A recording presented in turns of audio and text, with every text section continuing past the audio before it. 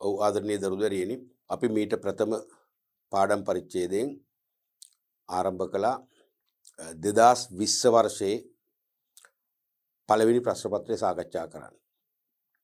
මීට ප්‍රථම අපි පොරොන්දුවක් තිබුණා මෑත වර්ෂ 3 විභාග ප්‍රශ්න පත්‍ර වෙන්වෙන්ව සාකච්ඡා කරන පොරොන්දුවක් තිබුණ මතක ඇති. ඒ පොරොන්දුව ඉෂ්ට කරමින් අපි 2019 වර්ෂයේ විභාග ප්‍රශ්න පත්‍ර සාකච්ඡා කළා. මීට ඉස්සෙල්ල පරිච්ඡේදයෙන් අපි ආරම්භ කළා 2020 වර්ෂයේ විභාග ප්‍රශ්න පත්‍ර සාකච්ඡා කරන්න. ඒකට හේතුකුත් තියෙනවා නිකම්ම නෙවෙයි. මොකද ඕනෑම ප්‍රධාන පාලක පරීක්ෂකවරයෙක් කන්ට්‍රෝල් චීෆ් කෙනෙක් ඊළඟ අවුරුද්ද විභාග ප්‍රශ්න පත්‍රය හදද්දී නැත්නම් මේ වසරේ විභාග ප්‍රශ්න පත්‍රය සම්පාදනය කරද්දී පාදක කරගන්නේ පදනම් කරගන්නේ ආසන්නම වර්ෂ 3 විභාග ප්‍රශ්න පත්‍රයි. ඇත්තටම ආසන්නම වර්ෂ 3 විභාග ප්‍රශ්න පත්‍ර තුන හොඳින් නිරීක්ෂණය කරන කෙනෙකුට මේ අවුරුද්දේ විභාග ප්‍රශ්න පත්‍රයේ 50%ක්ම ප්‍රශ්න හොයාගන්න පුළුවන්. ඒ ප්‍රශ්නම තමයි එහෙට මෙහෙට කරන්නේ. 50%ක් තමයි අලුතෙන් යොමු වෙන්නේ. ඒ යොමු වෙන්නේ ගිය අවුරුදු 3 අහපු නැති කෙනෙක් එක පාඩම් පරිච්ඡේද වලින් අහපු නැති ඒරිය එක තියෙනවනේ. ඒ ඒරියකින් තමයි 50% දාන්නේ. දැන් මට නම් 80ක් 90ක් ලේසියෙන් ගෙස් කරන්න පුළුවන්. ඒ විදිහටම ගෙස් කරන්න පුළුවන්. ඔබටත් ඒ දේ කරගන්න පුළුවන්. ආසන්න අවුරුදු 3 ප්‍රශ්න පත්‍ර තුන නිරීක්ෂණය කරා. එතකොට අපි ඒක අමාරුම ප්‍රශ්න පත්‍රය තමයි පළවෙනි ප්‍රශ්න පත්‍රය. නමුත් ලංකාවේ පුරා විසුරුණු වාණිජ්‍ය විෂය ධාරාවෙන් BS විෂය හදාරන 70000ක් පමණ වූ දරුවන්ට ලේසිම විෂය තමයි BS. නමුත් මට අමාරුම විෂය තමයි BS. මට අමාරු කියන්නේ මම දන්න දේ. දැන් ළමයි කියනවා BS පේපර් එක ලේසි. ෆස්ට් පේපර් එක ලේසි. පොදුවේ BS ලේසිද කොහොමද? පොදුවේ BS ලේසි කියන කුලකයේ යටතේ ඊට පස්සේ දා ගන්නවා මතයක් ෆස්ට් පේපර් එක ලේසි. පොදුවේ BS ලේසි නම් ෆස්ට් පේපර් එක ලේසි නම් ලංකාවෙම සමස්ත ප්‍රතිඵලයේ බලද්දී පළවෙනි ස්ථානයේ ඉන්නුනේ BS. නමුත් 2021 සිට ආපස්සට අවුරුදු 5ක් 6ක් 7ක් ඕනනම් අරන් බලන්න ඒ සෑම වර්ෂයකම තුන්වන ප්‍රතිඵලයේ වාර්තා කළේ BS වලින්. පළවෙනි ප්‍රතිඵලය එක්ක accounting නැත්නම් econ, දෙවෙනි ප්‍රතිඵලය accounting නැත්නම් econ, තුන්වන ප්‍රතිඵලය BS පේපර් එක ලේසි නම් අනිවාර්යයෙන්ම ප්‍රථම ප්‍රතිඵලයට මුල් තැනට එන්න ඕනේ BS ප්‍රතිඵලය. ඇවිල්ලාම නැහැ. ඒකයි මම කිව්වේ ළමයි ලේසි කියලා සලකනවා. නමුත් මම දකින්නේ ඒක අමාරු ළමයිට. ඒ කියන්නේ ළමයිට ඇත්තටම BS පේපර් එක ලේසි තමයි. මමත් එතන ඉන්නවා. මම අමාරුයි කියන්නේ ප්‍රතිඵලය නැති නිසා. අඩු ගානේ දෙවන තැනටවත් එන්නේ නැහැ. තුන්වන තැන. දිගින් දිගටම. ඒකට මොකක්ද හේතුව? විශේෂයෙන්ම ෆස්ට් පේපරේ ගණන් ගන්නෑ. ඕගොල්ලෝ අඩු අවධානයක් යොමු කරන්නේ. අඩු බර තැබීමක් තමයි ඒකට කරන්නේ. ඒ කියන්නේ ඕගොල්ලෝ හිතනවා බහුවර්ණ ප්‍රශ්න. උත්තර තියෙනවනේ. ටක් ගාලා ඔක තෝරගන්න පුළුවන්. ඊට පස්සේ හිස්තැන් පුරවන ප්‍රශ්න වලට අපිට මොන හරි ලියා ගන්න පුළුවන්. එහෙම තමයි සලකන්නේ. ඒ මොන හරි ලියලා හරියන්නේ නැහැ. ඕනෑම විෂයක විද්‍යා කලා වාණිජ්‍ය තාක්ෂණ කියන ඕනෑම විෂය ධාරාවක අමාරුම ප්‍රශ්න පත්‍රය තමයි මතක තියාගන්න මේ වාස්තවික පේපර් එක. වාස්තවික පේපර් එක. හේතුව ඒකට ලියන්න වෙන්නේ නිශ්චිත පිළිතුරු. වක්‍ර පිළිතුරු නැත්නම් අපි කියන්නේ මොන හරි පිළිතුරක් වනලා හරි ලකුණු ගන්නවා කියලා වනන්න බෑ. මේකේ වැඩිලි නෑ. තේරුණාද? දැන් නිදසුනක් වශයෙන් ශ්‍රී ලංකාවේ පාරිභෝගිකයින්ට විලඳ පොලේදී අසාධාරණයක් වුණාම සහන ලබා ගැනීම සඳහා පැමිණිලි කළ හැකි බලාධිකාරිය කියලා හිස්තැනක් පුරවන්න ආවොත් බලාධිකාර දෙකක් නැහැනේ. තුනක් නැහැ. එකම එකයි තියෙන්නේ. Consumer affairs authority. පාරිභෝගික අධිකාරිය පමණයිනේ. ඒකට ආසන්න උත්තර නැහැනේ. තේරුණාද? පාරිභෝගික අධිකාරිය කියන එකට වෙන වචන නැහැනේ. සමීප වචන නැහැනේ. one and only answer. ඕක තමයි අමාරුව. ඉතින් මොන හරි හරියන්නේ නැහැ.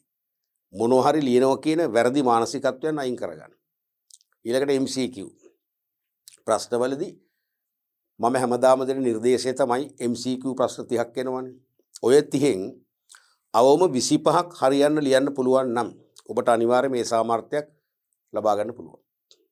MCQ ප්‍රශ්න 30න් අඩුම ගානේ 25ක් හෝ වැඩි 25ක්වත් ලිව්වොත් ඔබට අනිවාර්යයෙන්ම ඒ සාමර්ථ්‍යයක් ලබා ගන්න පුළුවන්. එයින් අදහස් කරන්නේ බහුවර්ණ ප්‍රශ්න 25ක් හරියට ලියලා සැපයුම් වර්ගයේ ප්‍රශ්න වන හිස්තැන් පුරවන ප්‍රශ්න සහ නිශ්චිත පිළිතුරු අපේක්ෂිත ප්‍රශ්න 20 නොලිය හිටියොත් ඒ හම්බෙන්නේ නැහැ. මං කියන්නේ බහුවර්ණ තියෙන් 25ක් හරියට කරන්න පුළුවන් ශිෂ්‍යයාට හෝ ශිෂ්‍යාවට ඉතුරු ප්‍රශ්න ටිකත් කරගන්න පුළුවන්. නමුත් අවාසනාව බහුවර්ණ ප්‍රශ්න 30න් සාමාන්‍යයෙන් ඇවරේජ් එකක් වශයෙන් උපරිම ලියන 20යි. හොඳට වැඩ කරපු ළමයි පාවල ලියන 20යි. සමහර අය 15යි 16යි 18යි.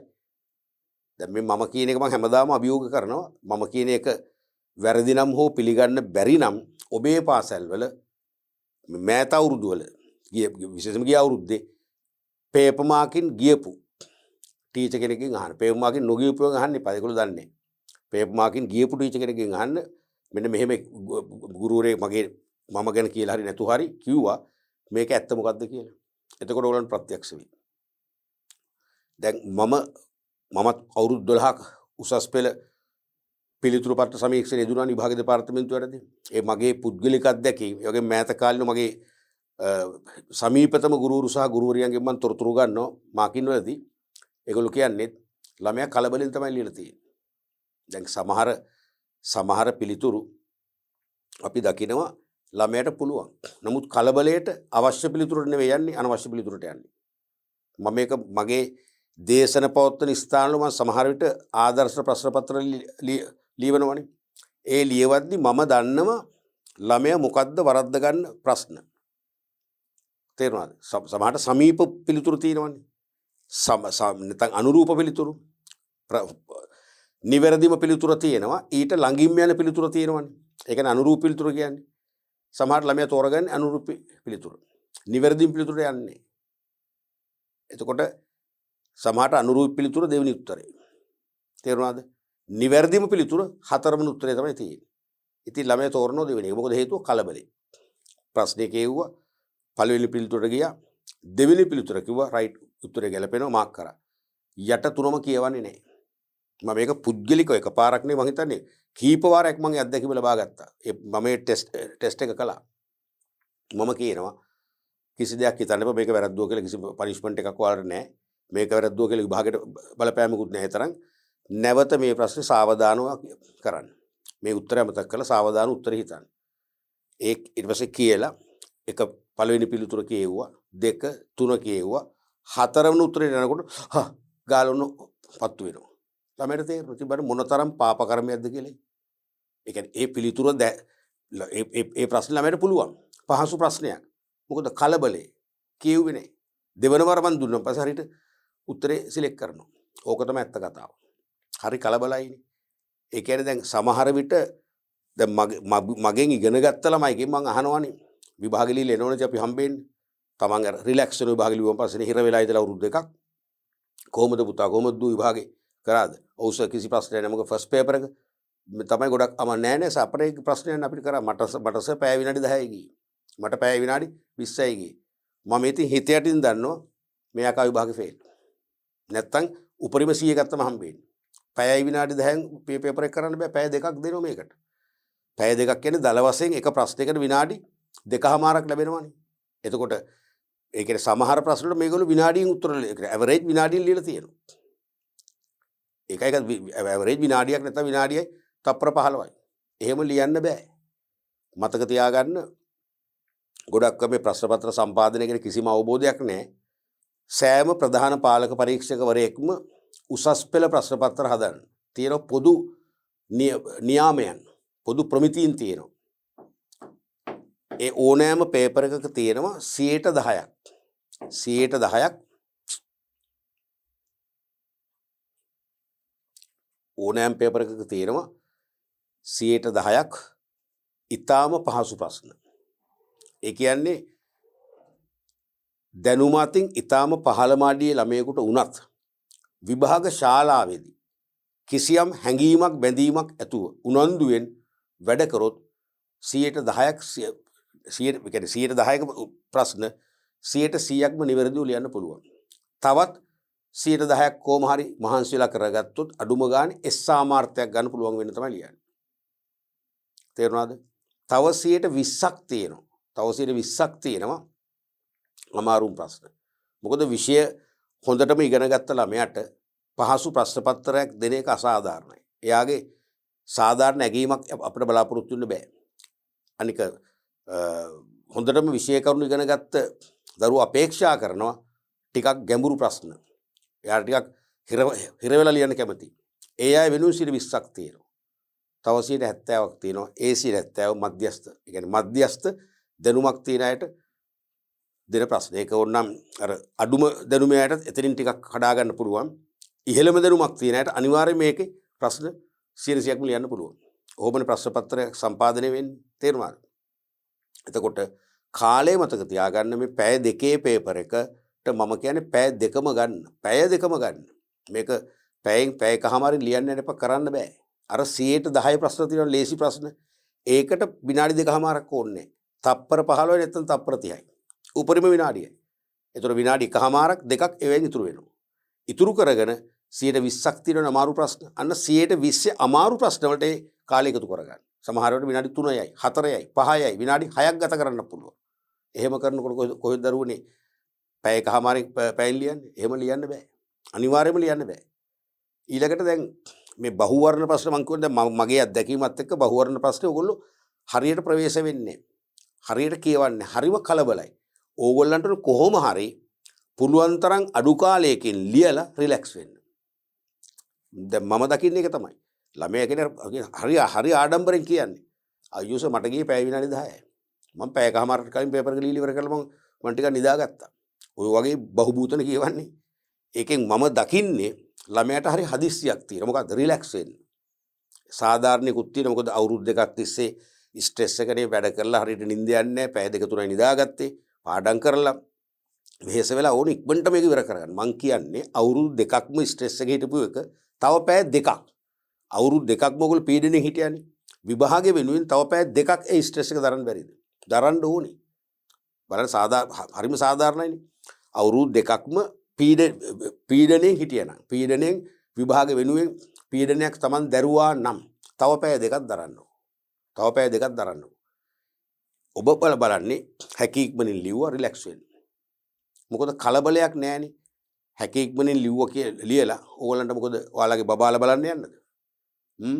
නැත්තම් විදේශ සංචාරයකට දුවන්නද නැහැනේ. ගෙදරනේ ඉන්නේ. ඒ නිසා පැය දෙකම ගත කරන්න. මොකද මේ ප්‍රශ්න පත්‍රයේ තමයි ඔයගොල්ලෝ විනාශ කරගන්නේ. මම මේ කියන කතන්දර මං හරි කැමති පේපුමාකින් යන ගුරුවරයෙක්ගෙන් අහනවා නම් මේක ඇත්ත මොකද්ද කියලා. ළමයි සෙකන්ඩ් පේපර් එක. ඒ කියන්නේ ව්‍යුහගත ප්‍රශ්න පත්‍රයේ ලකුණු 75 80 85 90 ගන්නවා. ඒ ළමයාම මේ පේපර් එකේ ලකුණු 40 45 50ට වැඩෙනවා. කොහෙද ඒ සාමර්ථ්‍යයක් ගන්න? ඔන්න ඔය ඛේද වාචකේ මං S2කින් දැකපු කෙනෙක් වශයෙන් තවමත් මං අත්දැකීම් ගන්න කෙනෙක් වශයෙන් තමයි මම මෙච්චර කියන්නේ. මේක නැවත නැවත මං හැමත කියනවා. ඒත් මං හිතනවා සමහර අය ගණන් ගන්නේ නැහැ. මොකද ඒක මං අත්දැකීම ගන්නේ මම අවුරුදු 30ක් පමණ දේශන පැවැත්වීමේදී ඕක එක 100,000 වාරයක් මං පන්ති වල කිව්වා. අවසන් දවසේ මම ළමයිට වැඳලා කියනවා. මොන ඒත් ගණන් ගන්න. ඒක තමයි අත්දැකීම. ඒ නිසා ඒ අතීතයේනේ දැන් මේ අපි ඉන්නේ වර්තමානයේනේ. අපි 2022 23 ඉලක්ක කරලානේ මේ උගන්වන්නේ.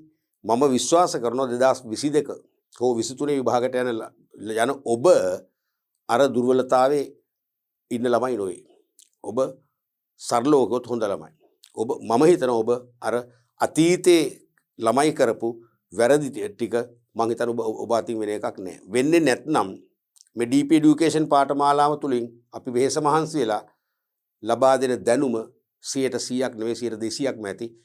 අවශ්‍ය උපරිම ලකුණු සමග ඒ සාමර්ථ්‍යයක් ගන්න. ඔබ එතනට යන්න ඕනේ. පැහැදිලිනේ? විශේෂයෙන් බහුවර්ණ ප්‍රශ්න වල ඔලිය තියාගන්න මං 30ම හරියට කරනවා. එකක්වත් මම වරද්දන්නේ නැහැ. මට පුළුවන් කරන්න. මම විෂය නිර්දේශය හරියට කළා. සෑම පාඩම් පරිච්ඡේදයකම විෂය කරුණු මම හොඳින් ස්පර්ශ කළා. මම තාර්කිකව විෂය කරුණු ධාරණය කරගත්තා.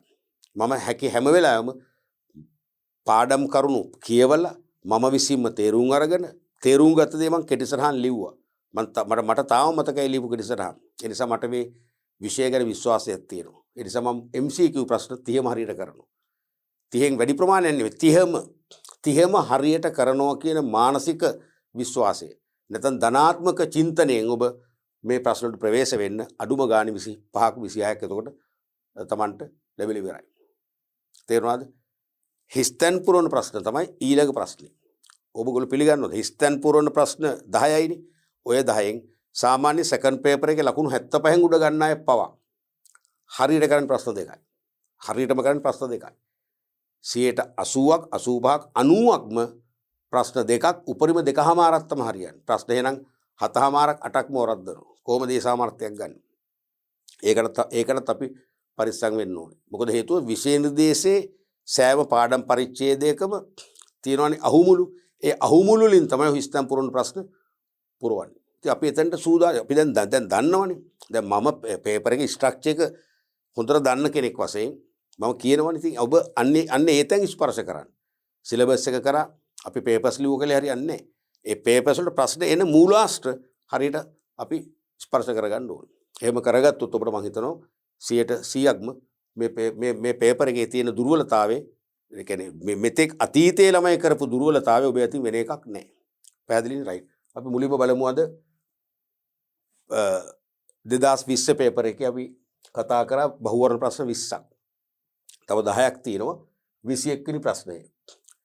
මෙහෙයුම් කළමනාකරණයට අයත් කාර්ය පමණක් ඇතුළත් පිළිතුර තෝරන්න.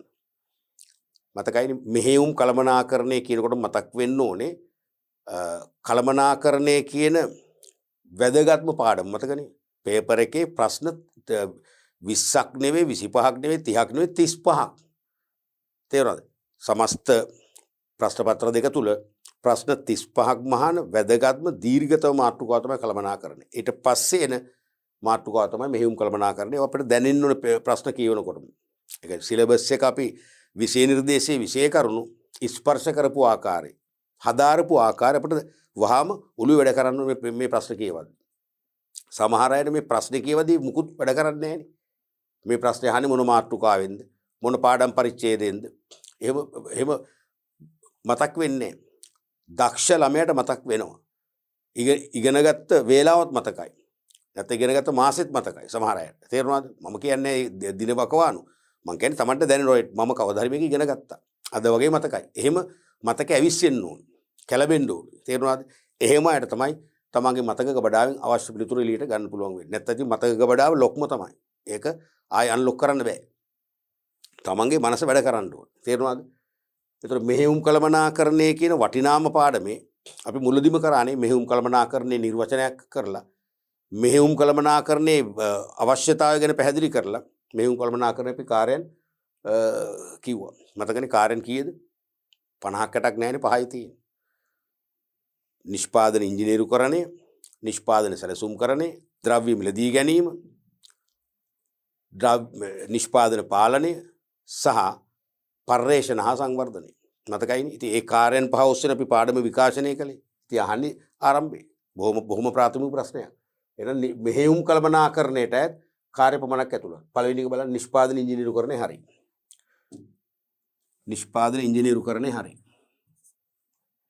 තොග පාලනය හරිද වැරදිද?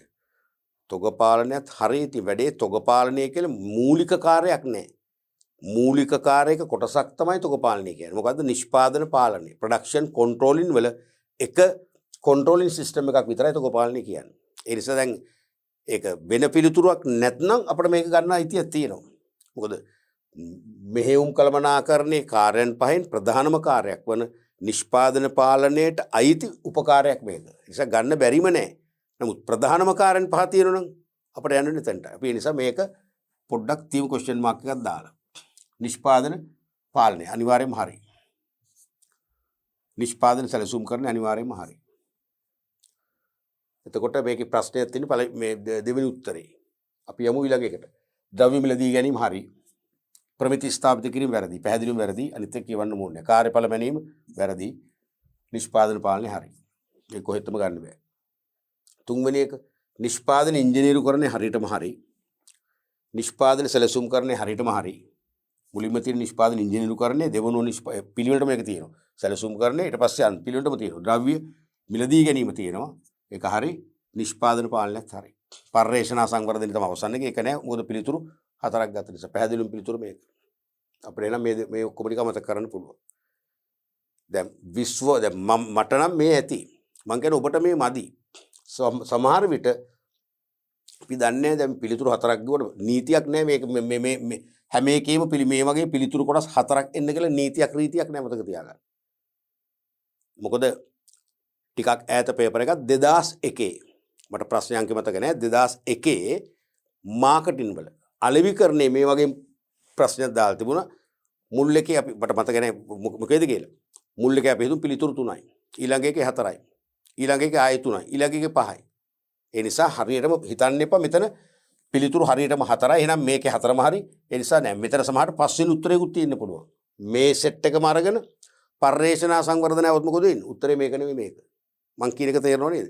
ඒ නිසා කොච්චර 100%ක් විශ්වාස වුණත් මේ තුන්වෙනි උත්තරේ හරි කියලා මං කියන්නේ ඊළඟ උත්තර දෙකත් කියවන්න. මීට වඩා පරිපූර්ණ උත්තරයක් මෙතන තිබුණොත් අපිට සිලෙක්ට් කරන්න වෙන්නේ ඒකයි. ඔන්න ඕවට තමයි මං කියන්නේ විනාඩි දෙකම නැත්තම් අවශ්‍ය මුළු කාලය ගත කරන්න. මේ සැහැල්ලුවෙන් මේ ප්‍රශ්නේ දැන් අපි මේ භාගයකනේ ඉන්නේ.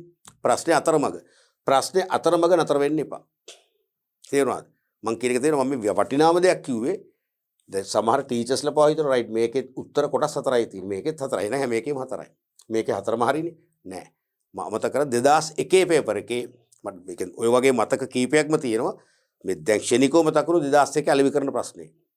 සමහර ඒවා උත්තර 3යි, සමහර ඒවා 4යි, සමහර ඒවා 5යි. ඒ නිසා මෙතන මේ උත්තරත් එක්කම පර්යේෂණ හා සංවර්ධනයක් තිබුණොත් මෙහෙයුම් කළමනාකරණේ කාර්යයෙන් පහම තියෙන උත්තරේ තියෙනවනේ. එහෙනම් මේකනේ උත්තරේ එක වෙන්න ඕනේ. අපි බලමු නිකන්. නිෂ්පාදන ඉංජිනේරුකරණේ හරි. අභ්‍යන්තර විගණනේ වැරදි එක මෙතනට අදාළ නැහැ. තොග පාලනේ අර ප්‍රශ්නෙම තියෙනවා. ඒක මූලික කාර්යයක උපකාරයක්. නිෂ්පාදන පාලනේ හරි. එහෙනම් මේකත් නෙවෙයි උත්තරේ. ප්‍රමිති ස්ථාපිත කිරීම වැරදි. එහෙනම් කතා කරන්න බොන්නේ. ගැටලුවක් නැහැ එහෙම. නමුත් මතක තියාගන්න උත්තර පහම අපි ස්පර්ශ කරන්න ඕනේ. තේරුණාද? රයිට්. ඒතර පිළිතුර පස්වෙනි එක. පහම කියවන්න ඕනේ. මොකද සමහර ඇතැම්ම අය මේක ඊළඟ ආසන්න උත්තරේ වශයෙන් ගන්න හරියන්නේ මොකද්ද? පළවෙනි එක. පළවෙනි එක ගෙහුවොත් වැරදි. මොකද තොග පාලනයත් මෙහෙයුම් කළමනාකරණයේ කරන කාර්යයක් තමයි. එහෙම මතක් වෙනවනේ. කාර්යයක් වුණාට Tamanට වැටෙන්න ඕන උළුවට ටක් ගාලා මේ මෙහෙයුම් කළමනාකරණයේ ප්‍රධාන කාර්යයක උපකාරයක් මේක. දැන් මේක කලබලෙන් ලියුවොත් මොකද වෙන්නේ? අනිවාර්යෙන් පළවෙනි උත්තරේට උගල යනවා. වැරදි. තේරුණානේ? රයිට්. අපි බලමු ඊළඟ ප්‍රශ්නය 22. පහත රූප සටහනේ A සහ B ලක්ෂ මගින් දැක්වෙන්නේ. A සහ B ලක්ෂ මගින් දැක්වෙන්නේ. දැන් බලන්න මේ ප්‍රස්තාර මතකයිනේ. තොග පාලනේදී කතා කරපු. මෙතන තියෙනවා සිරස්සක්සේ තොග මට්ටම් ඒකක වලින්. මෙතන තියෙනවා කාලය. දැන් මේ තියෙන්නේ මොකද්ද? ඒකක 100 කියන්නේ උපරිම තොග මට්ටම. ගබඩාවක යම් තොග චක්‍රයක් තුලදී රැස් කරන වැඩිම තොග ප්‍රමාණය මේ 100 කියන්නකෝ. දැන් මේ දින යනවා මේ අපි යම් මාසයක පළවෙනිද දෙවෙනිද තුන්වෙනිද ආදි වශයෙන්. එහෙම දිනවලට යනකොට මේ තොග පාවිච්චි කරනවානේ. තොග අඩු වෙනවා. මේ තියෙන තොග අඩු වීම. අඩු වෙලා මේ තියෙන 40. මොකක්ද? යලි ඇනුම් මට්ටම. යලි ඇනුම් මට්ටමේදී තොග මොකද කරන්නේ? ඇනුම් කරනවා. ඇනුම් කරාම අපි තුමු යම් දවසක් හිතන්නකෝ මෙතන. අපි තුමු මාස 10 වෙනිද කියලා. ඒ 10 වෙනිද ඇනුම් කළාම 10 වෙනිදම ලැබෙන්නේ නැහැ. ලැබෙන්නේ නැහනේ. දිනක් දෙකක් තුනක් හතරක් පහක් සති ගානක් සමහරට යනවා. ඒ කියන්නේ ඇනුම් කරලා තොග ලැබෙන්න කාලයක් ගත වෙනවනේ. ඒක තමයි පොරොත්තු කාලය කියලා අපි ඉගෙන ගත්තා. එහෙනම් පොරොත්තු අපි මෙන්න මෙතන 10 වෙනිදා නම් මෙතන 15 වෙනිදා නම් දවස් 5යි. දවස් 5 තමයි පොරොත්තු කාලය. හරියට මෙතන ගත්තොත්. තේරුණාද? මේ වගේ. එතකොට ඒ පොරොත්තු කාලයේ අවසානයේදී ඒ කියන්නේ පස්වෙනි දවසේ තොග ලැබුණොත් මොකද වෙන්නේ? නැවත මේ තොගේ උඩටම යනවා. උපරිම තොගේ කරා යනවා. ආයි පාවිච්චි කරද්දී අඩු වෙනවා. ආයි මෙතනදී අනුමක් කරනවා. ආයි තොග ලැබෙනවා. ආයි යනකොට දැන් මෙතන වෙලා තියෙන්නේ මොකද මේක දැන් මේ පේන මේ තොග චක්‍රීය කාලේ සමාන වෙන්න මේක පළල් වෙලා තියෙනවා. හේතු උඹට පේනවා 40 දී කියන්නේ යලි ඇනුම් මට්ටමේදී ඇනුම් කරන්න බැරි වුණා. අතපසු වුණා. පහු වුණා. තේරුණාද? මෙන්න මේ හරියදී තමයි ඇනුම් කළේ. ඒක තමයි මේ මෙහෙට පල්ලෙහාට ඇවිල්ලා තියෙන්නේ. එවනම් උපරිම තොගේ කරා යන්නෙත් නෑ මේ. මේ වගේ යන්නේ නෑ. තේරුණාද? මගදී නතර වෙනවා. මෙතන මේ තියෙන තොග පරිභෝජන ශීඝ්‍රතා වක්‍රය. මේ තියෙන අවම තොග මට්ටම. අවම තොග මට්ටමේ යට තියෙන මොනවද? ආරක්ෂිත තොගේ. පැහැදිලිනේ? අහන්නේ A සහ B ලක්ෂ මගින් දැක්වෙන්නේ. තප්පර 5ක් දෙන්න. උත්තරේ සිලෙක්ට් කරන්න බලන්න. මොකද උනේ? තෝරගත්ත උත්තරේ. අපි බලමු. පාරිභෝගික ඉල්ලුම අඩුවීම චක්‍රීය කාලයේ වැඩිවීමකි. නෑනේ සම්බන්ධයක් නැහැ කිසිම. පාරිභෝගික ඉල්ලුම වැඩිවීම සහ චක්‍රීය කාලයේ අඩුවීමකි. ඒත් නෑ. පාරිභෝගික ඉල්ලුම සහ පොරොත්තු කාලයේ වැඩිවීමකි. මොකද කියන්නේ? අපි පොඩ්ඩක් තියන්නකෝ. ඒක ටිකක් මොකද්ද වගේ දැනනව නේද? යලියනුම් ප්‍රමාණය සහ පොරොත්තු කාලය නෑ. පැහැදිලිව යලියනුම් ප්‍රමාණය දැක්වෙන්නේ 1 ලක්ෂයකවත්. අවමතක මට්ටම අඩුවීම සහ ඒක ගන්න පුළුවන්. ඒකේ යම් සත්‍යයක් තියෙනවා. අවමතක මට්ටම අඩුවීම සහ චක්‍රීය කාලයේ වැඩිවීමකි. බලමු අපි දැන් මෙතන අවමතක මට්ටම අඩුවීම කතාව හරිනේ. අවමතක මට්ටමින් පල්ලෙහාට ගියානේ. ඒක හරි. දැන් ඒ කියන්නේ එතකොට ඒ කියන්නේ මොකද්ද? යලෙනු ප්‍රමාණය නෙවෙයි. පැහැදිලිවම පාරිභෝගික ඉල්ලුම. මේ තියෙන ඒ වලින් අදහස් වෙන්නේ පාරිභෝගික ඉල්ලුම. තේරුණාද? ඊට පස්සේ B වලින් පෙන්눔 කරන්නේ පොරොත්තු කාලය බලන්න. පොරොත්තු කාලය මොකද වෙලා තියෙන්නේ? වැඩි වෙලා දැන් බලන්න මෙන්න මෙතන මම නිකන් පෙන්නනම් මෙතන මේ තියෙන්නේ පේනවා අපි මෙතන දින 5ක් කියලා පොරොත්තු කාලේ මෙතන බලන්නකෝ. පේනවද මෙතන පරාස මෙතන දින 5ක් නෑ ඒ වගේ දෙගුණයක් වගේ පොරොත්තු කාලේ මොකද වෙලා තියෙන්නේ? වැඩි වෙලා. පොරොත්තු කාලේ වැඩි වෙලා. තේරුණාද? එවනම් පාරිභෝගික ඉල්ලුම සහ පොරොත්තු කාලේ වැඩි වීම මම හිතන්නේ මේක තමයි උත්තරේ. අනිවාර්යයෙන් හරිනේ. පොරොත්තු කාලේ වැඩි වෙලානේ. දැන් මම ඉස්සෙල්ලා පෙන්නුවේ. පොරොත්තු කාලේ මෙතන දින 5ක් කියලා හිතුවොත් ඒ වගේ දෙගුණයක්. එහෙනම් පොරොත්තු කාලේ වැඩි වෙලා. මෙතන අනිවාර්යයෙන්ම තියෙන මොකද්ද? පාරිභෝගික ඉල්ලුම. එහෙනම් පිළිතුර මොකද්ද? තුන්වෙනි පිළිතුර.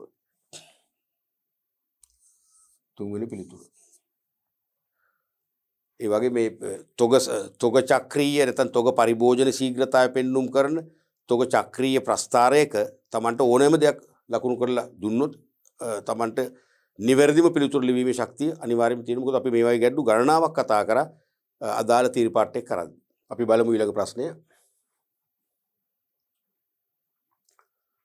තත්ත්ව ආරක්ෂණය quality assurance යන්න නිවැරදිව දක්වා ඇති ප්‍රකාශය තෝරන්න. තත්ත්ව ආරක්ෂණය කියන්නේ නිෂ්පාදිතයක ප්‍රමිතිය රකිමින් ගුණත්වය පාරිභෝගිකයා පරිභෝජනය කරන මට්ටම දක්වා ගෙන යාම. ඒ කියන්නේ භාණ්ඩ නිෂ්පාදනය කරන අවස්ථාවේදී පමණක් තත්ත්වය රැක ගැනීම නෙවෙයි. පරිභෝජනය කිරීම දක්වාම තත්ත්වය ආරක්ෂා කර ගැනීම කියන අදහස. මතකයිනේ? ඒත් බලමු උත්තර මොනවද කියලා තියෙන්නේ. නිෂ්පාදන ගැටලු පිළිබඳ කුඩා සේවක කණ්ඩායම් එක් වී සාකච්ඡා කිරීම. මොකද කියන්නේ? කිසිදු අදාළත්වයක් නැහැ නේ මේකට. නැහැ. කිසිදු අදාළත්වයක් තියෙනවා. වක්‍රව. ඍජු අදාළත්වයක් නැහැ. මේ කියන්නේ මොකද්ද? තත්ත්ව කව ගැනනේ. තත්ත්ව ආරක්ෂණය නෙවෙයිනේ. කුඩා සේවක කණ්ඩායම් ඇති කරනවා කියන්නේ යම් අංශවල එක හා සමාන කාර්යන්හි නියුක්ත සේවකයෝ කුඩා කණ්ඩායම් හදලා ඒගොල්ලන්ට තත්ත්ව පාලනයේ වගකීම් පවර්ල වැඩ කරන දෙනවා පූර්ණ නිදහස. ගැටලු මතුවනාම ඒගොල්ලෝම සාකච්ඡා කරලා ගැටලුව විසඳගෙන තත්ත්වය ආරක්ෂා කරන දායකත්වයක් දෙනවා. නම් වක්‍රව සම්බන්ධයක් තියෙනවා තත්ත්ව ආරක්ෂණයට. ඒක නෙවෙයි. මේ කියන්නේ තත්ත්ව කව. ඒක විතර මේක නොවේ පිළිතුරු. ජාතික අන්තර්ජාතික ප්‍රමිති වලට අනුව නිෂ්පාදන කටයුතු සිදු කිරීම. ඒකත් ඍජුව ගන්න බෑ මෙතනට. ඒ කියන්නේ එක්ක ජාතික ප්‍රමිති, SLS ප්‍රමිති, නැත්නම් අන්තර්ජාතික ප්‍රමිති, ISO ප්‍රමිති. ඒ ප්‍රමිති වලට අනුව නිෂ්පාදන කටයුතු සිදු කරනවා කියන්නේ අනිවාර්යයෙන්ම තත්ත්ව ආරක්ෂණයට යනවා. නමුත් ඒක හරියටම පැහැදිලිව කියවෙන්නේ නැහැ කියනවා. නිෂ්පාදිතයේ ගුණත්වයේ නිෂ්පාදන ක්‍රියාවලියේ සෑම අධීරකදීම තහවුරු කිරීම. මම හිතනවා මේක තමයි උත්තරේ. නිෂ්පාදිතයේ ගුණත්වය නිෂ්පාදන ක්‍රියාවලියේ සෑම අධීරකදීම තහවුරු කිරීම. ඒ කියන්නේ නිෂ්පාදන ක්‍රියාවලිය ගත්තොත් ඒකේ තියෙන අධීරයන් නිෂ්පාදිත සැලසුම සම්පාදනය. භාණ්ඩ සැලැස්මක් හදනවනේ. දැන් ගෙයක් හදනකොට හවුස් ප්ලෑන් එකක් හදනවනේ. හවුස් ප්ලෑන් එක අනුව ගේ හදන්නේ. ඒතර හවුස් ප්ලෑන් එක වැරදුත් ගේත් වැරදීනේ. නේ? තියෙනවා දැන් ගෙයක් හදනකොට හවුස් තියෙනවා බිත්ති අර සමහර අර මුළු එන්න බෑ. වහල ගහනකොට වහලේ අර ප්‍රධාන පරාල උළුවස්සක් උඩට එන්න බෑ. ඔබ කතන්දර තියෙනවනේ. ඉතින් ප්ලෑන් එක අඳින්නේ ඒව බේරෙන්න. නමුත් ප්ලෑන් එක අඳිද්දී වැරදි වුණොත් මොකද වෙන්නේ? ගේත් වැරදි. ඒ වගේ නිෂ්පාදිත සැලැස්ම හරියටම කරන්න ඕන. ඊට පස්සේ නිවැරදි ද්‍රව්‍ය රැස් කරන්න ඕන. ඒ ද්‍රව්‍ය නිෂ්පාදන ක්‍රියාවලියට හරියට උපයෝජනය කරන්න ඕනේ. තත්ත්ව පාලනය හොඳින් ක්‍රියාත්මක කරන්න ඕනේ. ඇසුරුම් කිරීම නිවැරදි වෙන්න. ඕම වෙලා ඊට පස්සේ ගබඩා කිරීම නිවැරදිව කරන්න. මොකද ගබඩා කිරීමේදී ඇතැම් භාණ්ඩ ගබඩා කළ යුතු පිළිවෙලක් තියෙනවා. සමහර භාණ්ඩ this side up කියලා ගහලම තියෙනවා. උඩට තියන්න ඕනේ. පැත්තට පෙරලන්න බෑ. ඒක පැත්තට පෙරළුවොත් අනිවාර්යයෙන්ම භාණ්ඩයට හානියක් වෙනවා. සීතකරණයක් වගේ එකක් පැත්තට පෙරළුවොත් මොකද වෙන්නේ? ගෑස් වහිනවා. එහෙමනේ වෙන්නේ. ඊට පස්සේ ප්‍රවාහනය කිරීමේදී භාණ්ඩ පැටවීම, ප්‍රවාහනය කිරීම, නැවත ගොඩ බෑමේ සියල්ලම භාණ්ඩේ තත්ත්වය ආරක්ෂා වෙන ආකාරයෙන් කරන්න ඕනේ. එහෙනම් මේ නිෂ්පාදන ක්‍රියාවලියේ සෑම අධීරයකදීම නිෂ්පාදිතයේ ගුණත්වය ආරක්ෂා කරන්න කටයුතු කරනවා. ඒක තමයි තත්ත්ව ආරක්ෂණය කියලා කියන්නේ. අපි උත්තර එහෙම තීදි බලමු අනිත් ඒවා. සෑම නිෂ්පාදිතයක්ම දෝෂ වලින් තොරව නිෂ්පාදනය කරන බව තහවුරු කිරීම. ඒකත් මේකට සම්බන්ධයක් නැතුවා නොවේ. නමුත් මේ කියන්නේ තත්ත්ව ආරක්ෂණය කර ගැනීමට පාවිච්චි කරන විවිධ ක්‍රම. දැන් මේකත් එවැනි ක්‍රමයක්. ශූන්‍ය දෝෂ නිෂ්පාදන ක්‍රමය කියන එක. තේරෙනවද? ඒකෙන් තත්ත්වය ආරක්ෂා වෙනවා. නමුත් තත්ත්වය ආරක්ෂා කරන එකම ක්‍රමය මේක නෙවෙයි. තේරෙනවද? හැම අතින්ම කියවෙන්නේ තුන්වෙනි උත්තරේ. අදාළ පාර්ශ්ව වෙත නිෂ්පාදන ක්‍රියාවලියේ කාර්ය සාධනය පිළිබඳ sannivedanaya කිරීම. ඒකත් වක්‍රව සම්බන්ධයක් තියෙනවා. අදාළ පාර්ශ්ව කියන්නේ නිෂ්පාදන කළමනාකරු, නිෂ්පාදන ඉංජිනේරුවරයා, තත්ත්වපාලකවරු, ඒගොල්ලෝනේ ප්‍රධාන වගකීම් දරන්නේ. එහෙනම් නිෂ්පාදන ක්‍රියාවලියේ කාර්ය සාධනය නිවැරදිව කරනවද නැද්ද කියන එක. ඒ කියන්නේ හරි නම් හරි, වැරදි නම් වැරදි. මේගොල්ලෝනේ කොහොම මේගොල්ලෝ ඇක්ෂන් ගන්නව නිවැරදි කරන්න. ඒකත් මෙතනට වක්‍රව සම්බන්ධයි. නමුත් මම කිව්වේ තත්ත්ව ආරක්ෂණය කියන්නේ නිෂ්පාදනයට සැලසුම් කිරීමේ සිට නිපදවල පාරිභෝගිකයා අතටපත් කරලා පාරිභෝජනය කරන මට්ටම දක්වා තත්ත්ව ආරක්ෂා කිරීම. ඒක හරියටම කියවෙන්නේ මොකේද?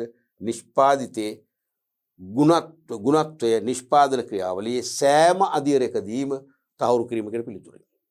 දැන් සමහර අය හිතනවා නිෂ්පාදන ක්‍රියාවලිය කිව්වම අමුද්‍රව්‍යයක් නිමිඩව්‍යයක් බවට පත් කිරීමෙන් පමණයි ඉවරන්නේ නෑ. මෙහෙයුම් කළමනාකරණය අපි අපූර්වට ඉගෙන ගත්තනේ. ඒ සාමාන්‍ය ව්‍යවහාරයනේ. අපි මෙහෙයුම් කළමනාකරණය ඉගෙන ගත්තා. යමක් නිපදවල පාරිභෝගිකයා අතරපත් වෙලා එයා පරිභෝජනය කරලා අවසන් කිරීම දක්වා නිෂ්පාදන ක්‍රියාවලිය වගකීම් තියෙනවා. ඒ නිසා හොඳම උත්තරේ තියෙන්නේ මොකේද? තුන්වෙනි උත්තරේ. තත්ත්ව ආරක්ෂණය. එහෙනම් පිළිතුරු 3.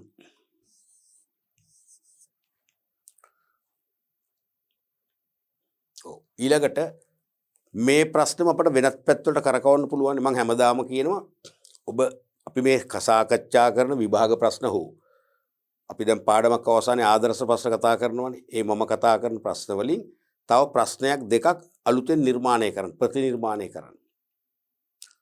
පැය දෙකක් යම්කිසි විෂය කරුණක් හෝ පාඩම් පරිච්ඡේදයක් පාඩම් කරලා තේරුම් ගන්න දරන උත්සාහයට වඩා මේක ප්‍රබලයි. බහුර ප්‍රශ්න දෙකක් හදනවා කියන්නේ ඔබ තේරෙනවද? අනිවාර්යෙන් විෂය කරුණු ගණනාවක් ඔබේ මනසට තැන්පත් වෙනවා. දැන් මේක මෙහෙම අහන්න පුළුවන්. තත්ත්ව ආරක්ෂණයට අවම සම්බන්ධතාවයක් ඇති පිළිතුර. එහෙම ඇහුවොත් එහෙම. දැන් මේ මම කියන්නේ මේ පහම සම්බන්ධතාවයක් තියෙනවනේ. තත්ත්ව ආරක්ෂණය කියන සංකල්පයට අවම දායකත්වයක්, අවම සම්බන්ධයක් දක්වන උත්තරය මොකද ලියන්නේ? මේකත් ගන්න පුළුවන්. තත්ත්ව කවනේ. මේකත් ගන්න පුළුවන්. ප්‍රමිති වලට හැදුවනේ තත්ත්වය ආරක්ෂා වෙන්නේ. මේක අනිවාර්යයෙන්ම ගන්න පුළුවන්. මේකත් ගන්න පුළුවන්. ශූන්‍ය දෝෂ ක්‍රමය. මේක මොකද වෙන්නේ? අවම දායකත්වය තියෙන්නේ මෙතනයි. ඒ කියන්නේ අදාළ පාර්ශ්ව වෙත නිෂ්පාදන ක්‍රියාවලියේ කාර්ය සාධනය පිළිබඳව sannivedanaya කරනවා කිව්වම කාර්ය සාධනය කියන්නේ මොකද්ද? වැඩේ නිම වෙලා ඉවරයිනේ. භාණ්ඩේ නිෂ්පාදනය වෙලා ඉවරයි. නිෂ්පාදනය වෙලා නිම වෙලා ඒකේ අඩුපාඩු නිෂ්පාදන ඉංජිනේරුවරයා, තත්ත්වපාලකවරයා වගේට දැන්නුවත් කරන්න දෙයක් නැහැ. ඒ නිෂ්පාදන ඉවරයි. එහෙනම් ඊළඟ නිෂ්පාදන අවස්ථාවේදී ඊළඟ නිෂ්පාදන වටේදී ඕනනම් අඩුපාඩුව නැති කරලා තත්ත්වය ආරක්ෂා කරන්න පුළුවන්. දැන් බෑ කරන්න. ඒ නිසා මේක තමයි මේ තත්ත්ව ආරක්ෂණයට සමීපම නැති ඈතම උත්තර වෙන්නේ මේකයි. අන්න එහෙමත් හිතන්න මේ ප්‍රශ්නේ තුලින් තවත් ප්‍රශ්න නිර්මාණය කරන්න. පැහැදිලිනේ? right. අපි බලමු ඊළඟ ප්‍රශ්නය. 24 වෙනි ප්‍රශ්නය. භාණ්ඩයක හෝ සේවාවක වෙළඳපොළ පිහිටුවීම යනුවෙන් අදහස් වන්නේ. භාණ්ඩයක හෝ සේවාවක වෙළඳපොළ පිහිටුවීම මාකට් පොසිෂනින්. මතකද අපි සාකච්ඡා කරවක. මොකද්ද පාඩම? මෙහෙයුම් කළමනාකරණයද නෑ. අලෙවිකරණය. මතකයිනේ? අලෙවිකරණය.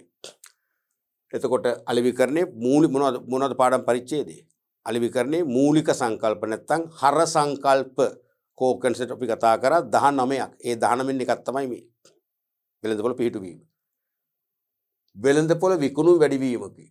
වෙළඳපොළ කොටස වැඩිවීමකි. වෙළඳපොළ තුල දිගුකාලීනව ස්ථාපිත වීමකි. ව්‍යාපාරිකයා සතු ඒකාධිකාරී බලය වැඩිවීමකි. පාරිභෝගික මනසේ යහපත් ආකල්ප ගොඩනැගීමකි. තප්පර 5ක් දෙන්නම් බලන්න මම මුකුත් නොකිය උත්තරේ බලන්න.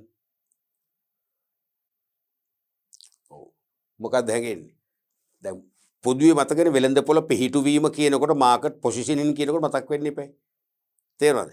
දැන් ඕනෑම නිෂ්පාදිතයක් අපි නිපදවන්න පෙර සිටම ඉලක්ක පාරිභෝගිකයන්ගේ මනසේ ඒ නිෂ්පාදිතයට යම් කැමැත්තක් ලැබියාවක් උද්දීපනය කරගන්න ඕනේ. දැන් ඔබ දැකලා තියෙනවා අත්දැකලා ඇති සමහර ව්‍යාපාරවල නිෂ්පාදන අංශේ වැඩ කරන සේවක ගොඩක් වෙලාවට සැලකිය යුතු කෙනෙක් එනවා. සහකාර තත්ත්වපාලකවරයා. එහෙම නැත්නම් ඇසිස්ටන්ට් ප්‍රොඩක්ෂන් ඉංජිනියර්, සහකාර නිෂ්පාදන ඉංජිනේරුවරයා, නැත්නම් ඇසිස්ටන්ට් ප්‍රොඩක්ෂන් මැනේජර්, සහකාර නිෂ්පාදන කළමනාකරු වගේ වගකීම් යුතු නිලධාරී එක සේවකයෝ කීප දෙනෙක් එනවා. ඇවිල්ලා ඒගොල්ලෝ කියනවා අපි මෙන්න මේ වගේ අලුත් ප්‍රොඩක්ට් එකක් කරන්න යනවා. අලුත් භාණ්ඩයක් හදන්න යනවා. අපි හිතමු කිසියම් රටක මොන හරි දැඩි පාරිභෝගිකයා මුහුණ දෙන අර්බුදයක් තියෙනවා කියලා. අපි හිතමු දැන් ලංකාවේ ප්‍රශ්න නැතුණාට මේ කාලේ සමහර කාලවල ලෝකයේ විවිධ රටවල ප්‍රශ්න ඇති වෙනවා. ලංකාවත් ඇති වෙච්ච අවස්ථා තියෙනවා. අපි හිතමු යම් රටක යම් කාලයකදී ගෑස් නිෂ්පාදනයේ ප්‍රශ්නයක් තියෙනවා කියලා. ගෑස් හිඟයි. ඒතකොට ගෑස් කියන එක මේ වෙන විට ලෝකේ සෑම රටකම අත්‍යවශ්‍ය පාරිභෝගික භාණ්ඩයක් බවට පත් වෙලා තියෙනවා. ඒක හිඟනම් සෞඛ්‍ය සේවා කටයුතු, තමන්ගේ ගෘහේ පාරිභෝජන කටයුතු, තේරුණාද? නිෂ්පාදන කටයුතු අනිවාර්යයෙන්ම ඇඩහිටින බලපෑමක් වෙනවා. එතකොට ඒකට විකල්පයක් වශයෙන් අපේ නිවසේ තියෙන නැත්නම් නිවාස පරිසරයේ තියෙන කැලිකසල එක්තරා විශේෂිත උපකරණයකට දාලා වතුර දාලා වහලා තිබ්බොත් දවස් 7කට පස්සේ ඒකෙන් ගෑස් නිපදවන්න පුළුවන්. අපි කියන්නේ බයෝගෑස් කියලා ජීව වායු තේරුණාද?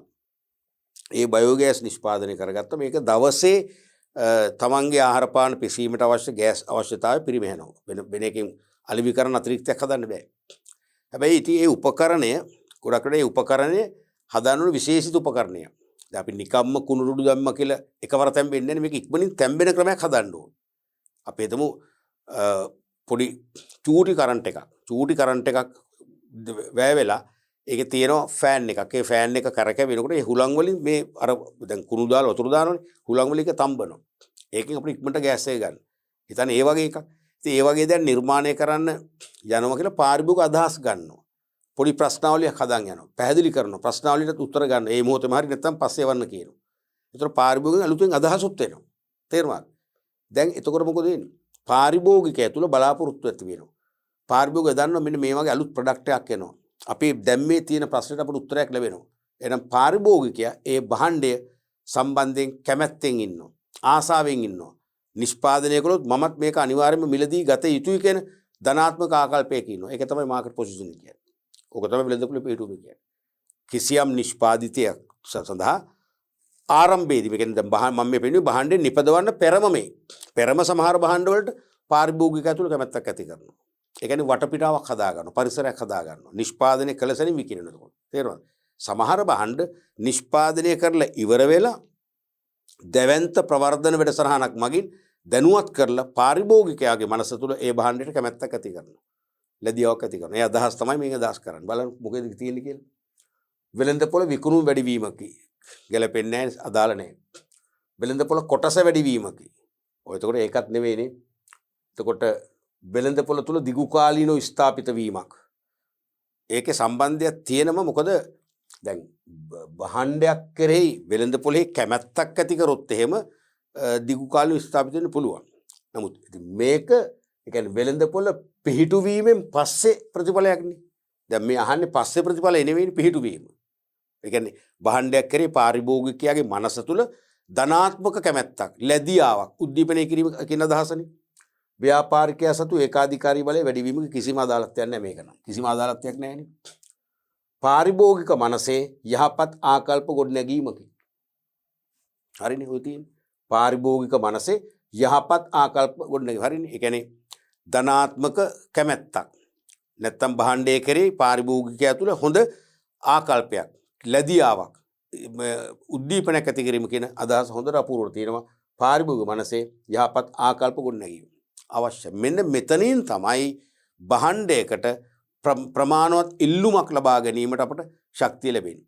නැත්තම් ප්‍රමාණවත් වෙළඳපොළක් දිනා ගැනීම තීරණය වෙන ආරම්භය තමයි මේ. දැන් අලුතෙන් හඳුන්වා දීපු හෝ හඳුන්වා දෙන නියමිත භාණ්ඩයකට පාරිභෝගිකයාගේ කැමැත්තක් නැත්තම් විවිධ හේතු නිසා මොකද වෙන්නේ? කැමැත්තක් නැත්නම් අනිවාර්යයෙන්ම ලොකු වෙළඳපොළක් දිනා ගන්න බෑනේ. දිගු කාලයක් වෙළඳපොළ අපිට දිගහැර ගන්නත් බෑනේ, ස්ථාපිත කර ගන්නත් බෑනේ. දැන් මෙතන වෙළඳපොළ තුල දිගු කාලීනව ස්ථාපිත වීමක් වෙන්නේ නැහැ. මුලින්ම කැමැත්ත ඇති කරගන්න. පළවෙනිම දේ ඒකයි. තේරුණාද? එහෙනම් හොඳම උත්තරේ මොකද්ද? පස්වෙනි උත්තරේ. පස්වෙනි උත්තරේ. දැන් බලන්න මේක කවුරු දැන් හිතයිද?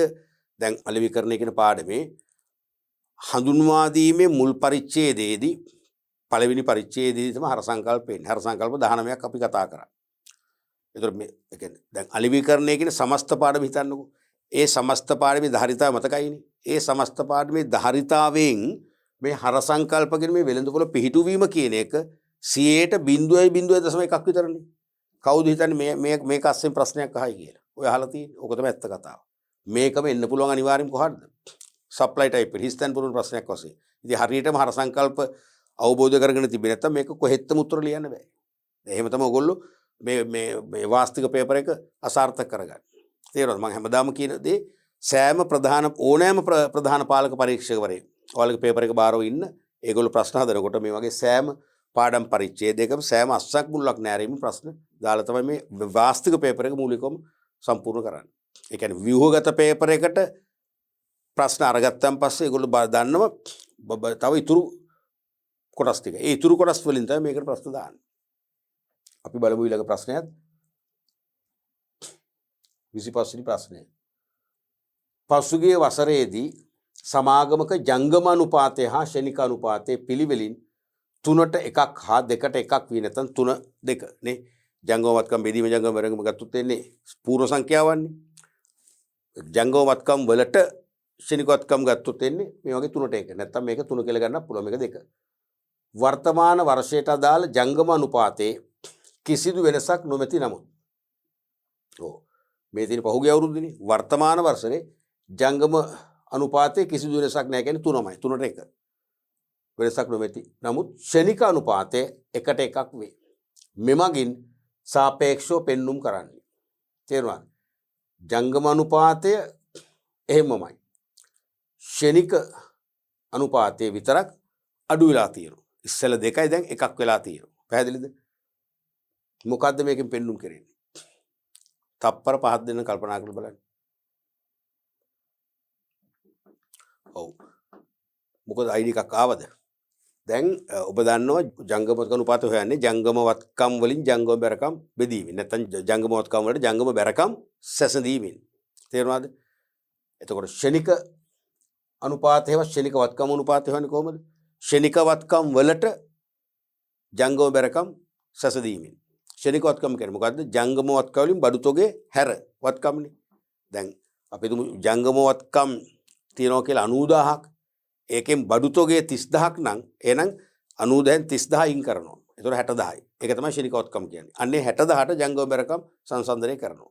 එතකොට ජංගම අනුපාතයේ වෙනසක් නැහැ. ඒ කියන්නේ ජංගම වත්කම් කියන්නේ අපි තුමු ජංගම වත්කම් වල බඩු තොගේ තියෙනවා කියලා 30000ක්. හරිද? ඔක්කොම ජංගම වත්කම් 90000යි කියන්නකෝ. ඒ ජංගම වත්කම් 90000ම තමයි. ඒ කියන්නේ මේ කියන්නේ ගිය අවුරුද්දේ ජංගම අනුපාතය මේ අවුරුද්දේ වෙනසක් වුණේ නැහැ කියලා 90000ම බඩු තොගත් අපි එහෙම හිතමු බඩු තොග නෙමෙයි ජංගම වත්කම් සමස්තය 90000යි. හරිද? ශනික වත්කම් අනුපාතය හොයන්නේ අපි බඩු තොග අයින් කරලානේ. තේරුණාද? එහෙනම් මේ ගිය අවුරුද්දේ 2ට 1ක් වෙච්ච එක නැත්නම් 2ක් වෙච්ච එක මේ සැරේ 1ක් වෙන්නේ මොකෝ? මේ සැරේ 1ක් වෙන්නේ බඩු තොග වැඩි වෙලාද අඩු වෙලාද? හරිම සරලයි බඩු තොග වැඩි වෙලා. අනිවාර්යෙන් බහන තොග වැඩි වෙලානේ. බහන තොග අඩු වුණා නම් මේ වගේ තව වැඩි වෙනවා. එහෙනම් මේක මොකද වෙන්නේ? 3 වෙන්න ඕනේ. තේරුණාද? බහන තොගේ වැඩි වුණාම තමයි එහෙනම් වැඩි බහන තොගේ අයින් කරන් පස්සේ මොකද වෙන්නේ? ශනිකවත්කම් පල්ලෙහාට යනවා. අන්න ඒකේ ප්‍රතිඵලය මොකද වෙලා තියෙන්නේ? දෙක එකක් වෙලා තියෙනවා. එහෙනම් පැහැදිලිව මේක උත්තර කීපයක් හොයන්න දෙයක් නෑ. බලන්න බඩු තොගේ වැඩි වෙච්ච උත්තරේ. පළවෙනි එක සමාගමේ ද්‍රව්‍යශීලතාවය වැඩි වීමකි. අවසන් තොග වටිනාකම වැඩි වීමක. මේ තියෙන උත්තරේ. මොකද තමයි උත්තරේ. නිකන් බලමු න අවසන් තොග වටිනාකම අඩු වීම වැරදි නඩු වුණොත් මේක නගිනවා තමයි. 2 3 4 වෙනවනේ. සමාගමේ ද්‍රව්‍යශීලතාවය අඩු වීමකි. සමාගමේ මුළු වාක්‍ය වැඩි වීම. පැහැදිලිව මේ උත්තර වැරදි. ඒක ලේසියෙන්ම හොයාගන්න පුළුවන් දෙවෙනි එක. දැන් ඔයගොල්ලෝ accounting උත් කරනවානේ. accounting වලටත් ගණකාධිකරණ අනුපාත කියලා වෙනම පාඩමක් තියෙනවානේ. අපේත් මූල්‍ය කළමනාකරණදී අපි කතා කරානේ. තේරුණාද? ඉතින් මේක කිසිම කෙනෙකුට වරද්දන්න අයිතියක් නැහැ. මතක තියාගන්න නිතරම ජංගමවත්කම් අනුපාතයේ ශනිකවත්කම් අනුපාතයේ සංසන්දනය කරමින් සාමාන්‍යයෙන් ප්‍රශ්නයක් අහනවාමයි. එක්කෝ ඒක MCQ ප්‍රශ්නයක් නැත්නම් හිස්තැන් පුරවන ප්‍රශ්නයක් නැත්නම් නිශ්චිත පිළිතුරු අපේක්ෂා කරන වාස්තික ප්‍රශ්නයක් වශයෙන් 90ක් විතරම බලාපොරොත්තු වෙනවා කියලා. මොකද ඕනම ව්‍යාපාරයක ද්‍රවශීලතාවය ඒ කියන්නේ කෙටි කාලීන අරමුදල් අවශ්‍යතාව නැත්නම් කාරක ප්‍රාග්ධන අවශ්‍යතාව වලට මුහුණ දීමේ ශක්තිය පිළිබිඹු කරන අනුපාත දෙක තමයි මේ දෙක. ඒ නිසා ඒ දෙකට වැඩි බර තැබීමක් පේපර් එකේ සාමාන්‍යයෙන් කරනවා. තේරුණාද? මේක මතක තියාගන්න. මේක විවිධාකාරයෙන් ඉන්න පුළුවන්. විවිධාකාරයෙන් ඉන්න පුළුවන්. අපි හිතමු ජංගම අනුපාතය 2යි කියලා. 2යි. ශනික අනුපාතය 0.5යි කියන්නකෝ. එතකොට මේ වගේ දුන්නොත් ජංගම අනුපාතය 2යි ශනික අනුපාතය 0.5යි. මොකද්ද මෙච්චර අඩුවකට හේතුව? මොකද්ද හේතුව? මේකත් හේතුව ජංගම වත්කම් වල විශාල තොග ප්‍රමාණයක් තිබිලා තියෙනවා. ඒ කියන්නේ 4න් 3ක්ම තොග. ඒ තොග අයින් වෙච්ච නිසා තමයි 0.5ට වැඩුණේ. ඊළඟට එන්න පුළුවන් ජංගම වත්කම් අනුපාතය 1යි. 1යි. ශනික අනුපාතයත් 1යි. මෙන්න මේ වගේ තත්ත්වයක් තුල ගන්න පුළුවන් නිගමනය. ඔබ දන්නවා accounting වලට කරලා තියෙනවා ජංගම අනුපාතයේ නිතරම 2 තමයි ප්‍රශස්තාගේ. 2 හෝ 3. තේරෙනවද? 2ට අඩු කරන්න බෑ. හේතුව ජංගම බැරකම් හිමියෝ ව්‍යාපාරයේ කෙරේ යම් අවිශ්වාසදායී තත්ත්වයක් ඇති වෙලා අර බැංකු බංකොල වෙයි කියලා බයර අපි සල්ලි ඉල්ලන්නේ ඒ වගේ තත්ත්වයක් ඇති වෙලා ජංගම බැරකම් හිමියෝ අපෙන් සල්ලි ඉල්ලුවොත් එයාලට ලැබිය යුතු අගයන් ඉල්ලුවොත් අපි දෙන්න ඕනේ. පරක්කු කරන්න බෑ. ඉල්ලුවාම දුන්නොත් තමයි නැවත විශ්වාසය ගොඩනගන්න පුළුවන්. අපි කල් ගන්නවා ලබන මාස දෙන්නම් කීක මග හරි නෝන ඒගොල්ලෝ දන්නවා රයිට් මේ ව්‍යාපාරේ බංකොලොත් වෙන්නේ නැහැ. ඒගොල්ලෝගේ මතේ හරි. ඒ නිසා ඉල්ලුවාම දෙන්න තියෙන්න ඕනේ. එහෙනම් දැන් මේකෙදි ජංගම බැරකම් 1යි. කෝටියයි කියන්නේ ජංගම වත්කම් කෝටියයි. මේක ඉල්ලුවොත් අපි දෙනවා. ජංගම වත්කම් ටික සල්ලි කරගත්ත උපලබ්ධි කර දුන්නා. මොකද වෙන්නේ ඊට පස්සේ? එදිනදා ව්‍යාපාර කරගෙන යන්න කාරක ප්‍රාග්ධනයක ඕනේ. ඒකයි තරක මේක දෙකක් වෙන්න ඕන ප්‍රශස්ත වෙන්න. දෙකක් වුණාම මේ පංගුව ඉල්ලුවොත් මේ දෙකෙන් එක දෙනවා. තවත් එක පංගුවක් ඉතුරු අපි ඒකෙන් ව්‍යාපාරය කරගෙන යනවා. තේරෙනවද කතාව? ඒ නිසා නිතරම මේක සාර්ථක තත්වයක් නෙවෙයි. මේකෙදි වෙන්නේ මොකද? දැන් මේ වගේ දීලා ජංගම අනුපාතයත් 1යි ශනිකවත්කම් අනුපාතයත් 1යි. මේ වගේ උත්තර පහක් දුන්නොත් මොකද්ද අපි නිවැරදි උත්තරේ කොහොමද ගොඩනගන්නේ? මේ ව්‍යාපාරේ අනිවාර්යයෙන්ම ඉදිරියේදී නැත්නම් අනාගත ද්‍රවශීලතා ගැටලු මතුවෙනවා. නැත්නම් ද්‍රවශීලතා ගැටලුව ඉහළ යනවා කියන අර්ථයේ තියෙන උත්තරයක්ද මේක තිබුණානේ එහෙම එකක්. සමාගමේ ද්‍රවශීලතාවේ අඩු වීමක. මෙන්න මේ වගේ උත්තරයක්. සමාගමේ ද්‍රවශීලතාවේ අඩු වේ. නැත්නම් ඉදිරියේදී ද්‍රවශීලතා ප්‍රශ්න ඇති වේ. එතන ඒ උත්තරත් නැත්නම් ඉදිරියේදී කාරක ප්‍රාග්ධන උන්නතාවලට මුහුණ දීමට සිදු වේ. කාරක ප්‍රාග්ධනේ නැහැ. ඇයි? එකට එකයි නේ තියෙන්නේ. අන්න ඒ වගේ මේක විවිධ කෝණයන්කින් මේ ප්‍රශ්න අහන්න පුළුවන්. පැහැදිලිනේ? රයිට් අපි ඊළඟ ප්‍රශ්නෙත් බලමු. 26 වෙනි ප්‍රශ්නේ මූල්‍ය වෙළඳපොළ වර්ග කිහිපයක් පහත දැක්වේ. මූල්‍ය වෙළඳපොළ. මතකයිනේ? මූල්‍ය වෙළඳපොළ කොහොම අපිට මතක් කරන පාඩම මූල්‍ය කල්පනාකරණය. Finance management. මූල්‍ය කල්පනාකරණයේදී අපි ප්‍රධාන වෙළඳපොළ දෙකක් කතා කරා. එකක් මුදල් වෙළඳපොළ අනිත් එක ප්‍රාග්ධන වෙළඳපොළ.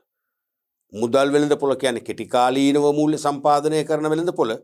දිගු කාලීන මූල්‍ය සම්පාදනය කරන මාකට් එක නම් ඒක ප්‍රාග්ධන වෙළඳපොළ. දෙකම එකතු කරාම පොදුවේ කියනවා මූල්‍ය වෙළඳපොළ කියලා.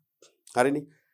එතකොට බලමු ප්‍රශ්න මොකක්ද මේ වගේ ප්‍රශ්නයක නිතරම මම හැමදාම කියනවා දන්නේ නැහැ මොනවද කියලා මේක කියන්න යන්න එපා. මේක කියවීමෙන් කිසි ප්‍රතිඵලයක් නැහැ. අහන්නේ මොකද්ද කියලා දන්නේ නැහැ.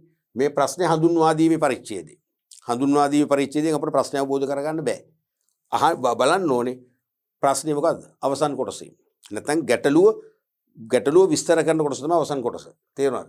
ඉහත ද ඇතුරෙන් ප්‍රාග්ධන වෙළඳපොළට පමණක් අයත් කාණ්ඩේ කොහොමදන්න දැන් පුළුවන්. ආන්නේ ප්‍රාග්ධන වෙළඳපොළ. මූල් වෙළඳපොළේ කොටස් දෙකයි මුදල් වෙළඳපොළ ප්‍රාග්ධන වෙළඳපොළ. මුදල් වෙළඳපොළ අපි දන්න උපාංග 4ක් තියෙනවා. ප්‍රාග්ධන වෙළඳපොළේ උපාංග රාශියක් තියෙනවා. ගණන් කරන්න බෑ ඒක. අරක හරියටම 4යින් තියෙන්නේ. එhmenan අහන්නේ ප්‍රාග්ධන වෙළඳපොළ පමණක් අයත් කාණ්ඩේ. බොහොම ලේසි ප්‍රශ්නයක්. මේවට තරම් කාල නාස්ති කරන්න බෑ. මේක තප්පර 15යි. උපරිම තප්පර 30 මේ කරන්න පුළුවන්.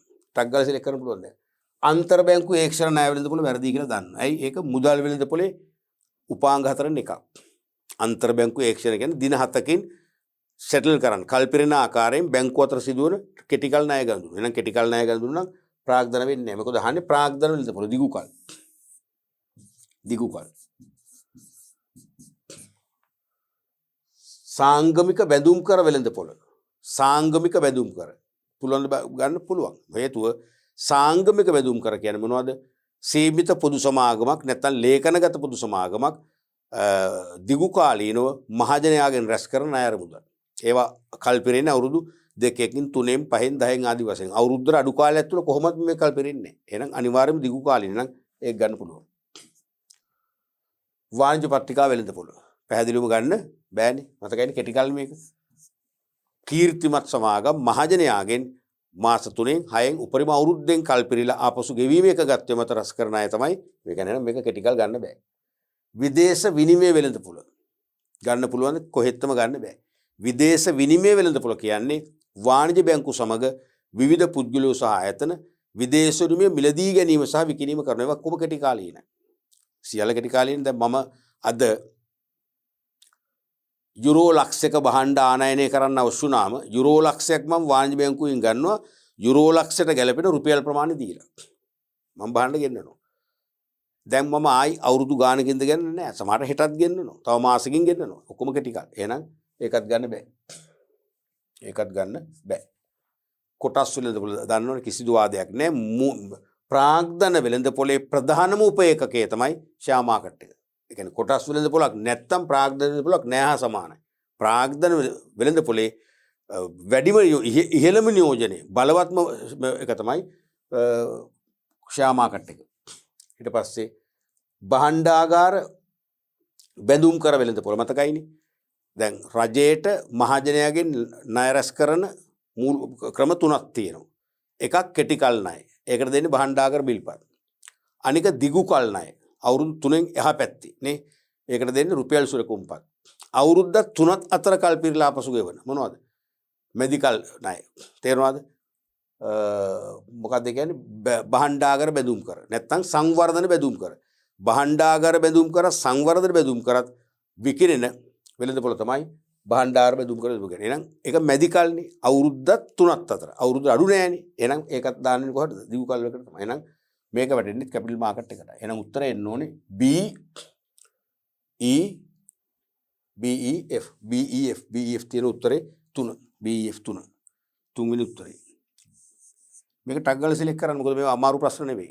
මේවට කාල නාස්ති කරන්න එපා. මේකම ඉපැත්ත අහන්න පුළුවන් දැන්. ප්‍රශ්නේ මේකෙන් ප්‍රශ්නයක් නිර්මාණය කරන්න බලන්න. අහන්න පුළුවන් ඉහත ද ඇතුරෙන් මුදල් වෙළඳපොළට පමණක් අයත් කාණ්ඩය. මුදල් වෙළඳපොළට පමණක් අයත් කාණ්ඩය. මුදල් වෙළඳපොළ. මුදල් වෙළඳපොළ ඇහුවොත් උත්තරේ මොකද්ද? මේ තුන. අන්තර් බැංකු ඒක්ෂර ණය වෙළඳපොළ, වාණිජ්‍ය පත්‍රිකා වෙළඳපොළ, විදේශ විනිමය වෙළඳපොළ. කියන්නේ ACD තමයි උත්තරේ. හරිනේ? ACD. එහෙමත් හිතන්න. ඊළඟට තවත් ඕනනම් මේක ප්‍රශ්න හදන්න පුළුවන්. දැන් මම ප්‍රශ්න හදනකන් ඉන්නේ නැතුව ඕගොල්ලෝ අපි මේ පාඩම් පරිච්ඡේදය අවසන් කරන් පස්සේ ඒක හොඳට අධ්‍යයනය කරලා හොඳට අහුම්කම් දීලා හොඳට පරිශීලනය කරලා ඕගොල්ලෝ මේකෙන් තව ප්‍රශ්න හදාගෙන යන්න. ඒක තමයි හොඳම ව්‍යායාමය. නෝට් කඩපාඩම් කරන එක නම් කිසිම තේරුමක් නැහැ. තේරුණාද? මේම අහන්න පුළුවන් ප්‍රශ්නයක්. වර්ග කීපයක් පහක් දැක් වෙනවා. ඉහත ද අතුරෙන් හරිද? මුදල් වෙළඳපොළට හෝ ප්‍රාග්ධන වෙළඳපොළට නිශ්චිතවම ඇතුළත් කළ නොහැකි කාණ්ඩය කුමක්ද? නැත්නම් පිළිතුරු කුමක්ද? ප්‍රශ්න තේරෙනවද?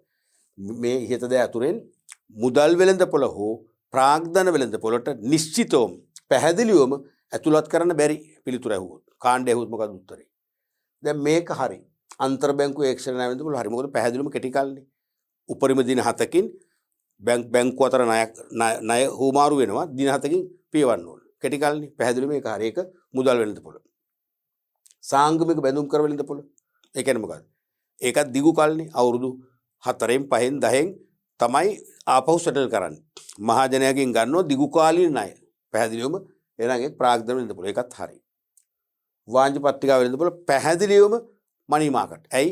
උපරිම අවුරුද්දෙන් කල්පිරෙන මාස 3න් 6න් 9න් මාස 12න්. එහෙමනේ.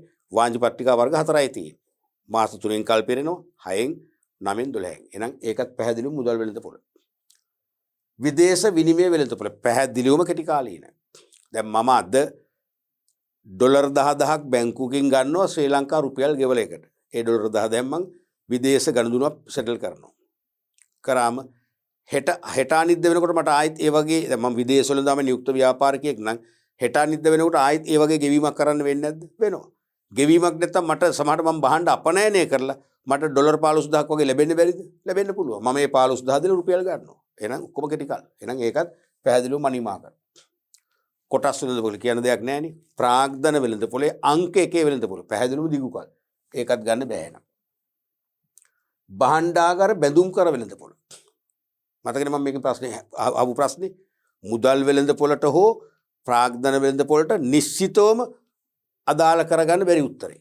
අදාළ කරගන්න බැරි වෙළඳපොළ කාණ්ඩය ඇහුවොත්. උත්තරේ මේක. ඇයි හේතුව? දැන් කෙටි කාලීන වසරක් හෝ ඊට අඩු කාලයක් තුල සෙටල් කර නැත්නම් පියවා දමන ණය ගනුදෙනුනේ මනි මාකට් කියන්නේ. ඒතර මේක ඒකට ගන්න බෑනේ. වසරකට වඩා වැඩි දිගු කාලයකදී ණය ගනුදෙනු වෙනවා නම් ඒක තමයි ප්‍රාග්ධන වෙළඳපොළ කියන්නේ.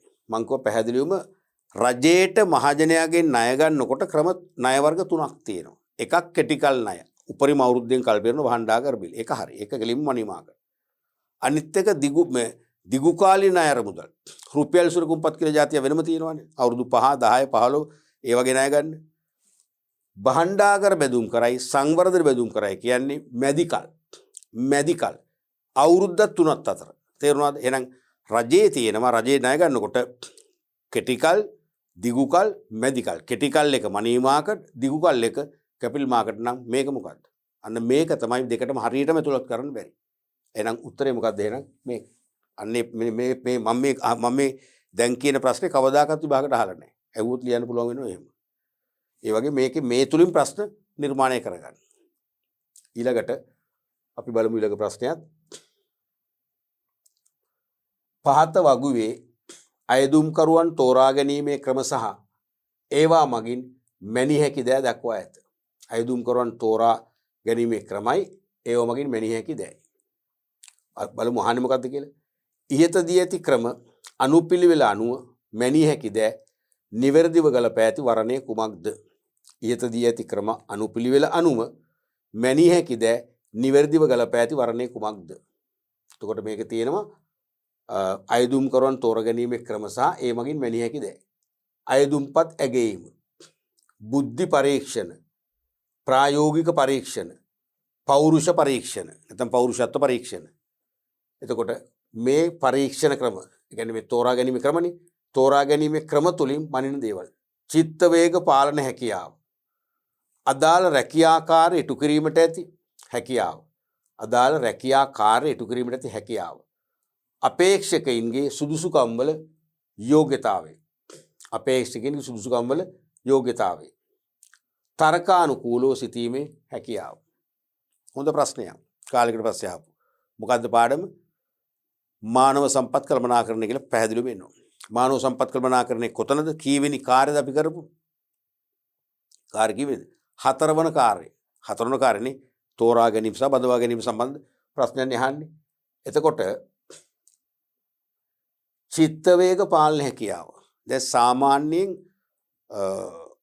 සේවකයන් බඳව ගන්න විශේෂයෙන්ම කළමනාකරන තනතුරකට බඳව ගන්නකොට කළමනාකරුවෙකුට ඉවසීම තියෙන්නම ඕනේ. හේතුව සෑම කළමනාකරුවෙක් යටතේම යටත් සේවක පිරිසක් ඉන්නවා. නැත්නම් අපි කියනවා සහකරුවන්, සබෝඩිනේට්ලා, සහකරුවන් හෝ සහකාරීන් පිරිසක් ඉන්නවා. එතකොට මම කළමනාකරුවෙක් නම් මගේ යටතේ ඉන්නවා ශ්‍රම හමුදාවක්. ඒගොල්ලොත් එක්කම වැඩ කරන්නේ මිනිස්සුනේ. තේරෙනවද? සජීවී සම්පත්. ඒ මිනිසුන් එක්ක සජීවී සම්පත් එක්ක වැඩ කරද්දී ඒ සජීවී සම්පත් එක එක ගති ලක්ෂණ තියෙන විසමයි. සමහරට යම් සේවකෙක් hina වෙලා කතා බහ කරමින් වැඩ කරනවා තමන්ගේ සමීපම සේවකෙක්. තව තප්පර ගානකින් සුළු දෙයක් නිසා තමන්ගේ ආයුධෙන් ගහන්න පුළුවන් අනිත් සේවකයාට. ඒ තරම් තේරෙන ආවේගශීලී විදිහට වෙනස් වෙනවා සේවකයා. එහෙම නෙවෙන්නේ ජීවමාන සම්පතේ ස්වභාවය ඒක තමයි. ඒ වගේම එක එක ආගම් හා බැඳුණු සංස්කෘතික පරිසරයෙන් ආපු එයා ඉන්නවා. සමහර අය බෞද්ධ පරිසරයට ලැබියාවක් ඇතිව හැදිච්ච වෙච්ච අය ඉන්නවා. ඒගොල්ලෝ බොහොම සංසුන්. සමහර වෙනත් ආගමක් හා සම්බන්ධ පරිසරයෙන් આવත් එයාගේ සංසුන් ගතිය අඩුයි. තේරුණාද? වෙනත් පරිසරයකට ගත්තොත් සංසුන් ගතිය කොහෙත්ම නැහැ, කලබලකාරී. ඒ වගේ විවිධ චරිත ඉන්නවනේ. මේ විවිධ චරිත එක්ක වැඩ කරනකොට කලමනාකරු අනිවාර්යයෙන්ම ඉවසිලිවන්ත කෙනෙක් වෙන්න ඕන. එයාට ආවේගශීලී කෙනෙක් වුණොත් සෑම සේවකයෙක්ම පාලනය කරන්න බෑ. එතකොට චිත්ත වේග පාලන හැකියාව හොඳින්ම නිරූපණය කරන්නේ හඳුනා ගන්න පුළුවන් වෙන්නේ පෞරුෂ පරීක්ෂණ වලින්. මේ පෞරුෂ පරීක්ෂණ විශේෂයෙන්ම කළමනාකරන තනතුරට බඳව ගන්නකොට එයාට සම්මුඛ පරීක්ෂණ මණ්ඩලයයි කියනවා මේ ආයතනයේ සේවකයෝ ඉන්නේ එක එක පරිසර වලින් ආපු අය කියලා. දැන් අපි දන්නවනේ සමහර ප්‍රදේශ තියෙනවානේ. දැන් ඔය සමහර කොළඹ ජනප්‍රිය පාසලකට මම ගියාම ඒකේ එදා විදුහල්පතිවරයා කිව්වේ මේ පාසලේ ඇතුළ සුන්දරයි, අවට බොහොම අසුන්දරයි කියලා. බොහොම අර නරක මිනිස්සු ඉන්නවා කියන හැඟීම දුන්නේ. ඒ නිසා තමන්ගේ දරුවා මේ පාසලට එව්වා කියලා තමන් දරුවාව අධීක්ෂණය කිරීමෙන් පාලනය නිදහස් වෙන්න එපා කියලා කිව්වේ. ඒ වගේ අපි හිතමු ඉන්ටර්වියු එකේදී කියනවා මේ ආයතනයේ ඉන්නවා බොහොම දඩබ්බර සේවකයෝ. හරිද? ඒ වගේම අවුරුදු ගාණක් හිරේදලා ආපු දෙන්නෙක් ඉන්නවා. ඔහොම කියනවා. ඒගොල්ලෝ සාමාන්‍යයෙන් දඩබ්බරයි. ඒගොල්ලන් සමහරට චුට්ටක් හරි කලබලෙන් හයියෙන් අපි යමක් නැත්නම් නිකන් සොරේ වැඩි කළ නියෝගයක් දුන්නොත් ඒගොල්ලෝ අපේ ඇඟට එනවා. සමහර පිහියත් අමෝරන්න පුළුවන්.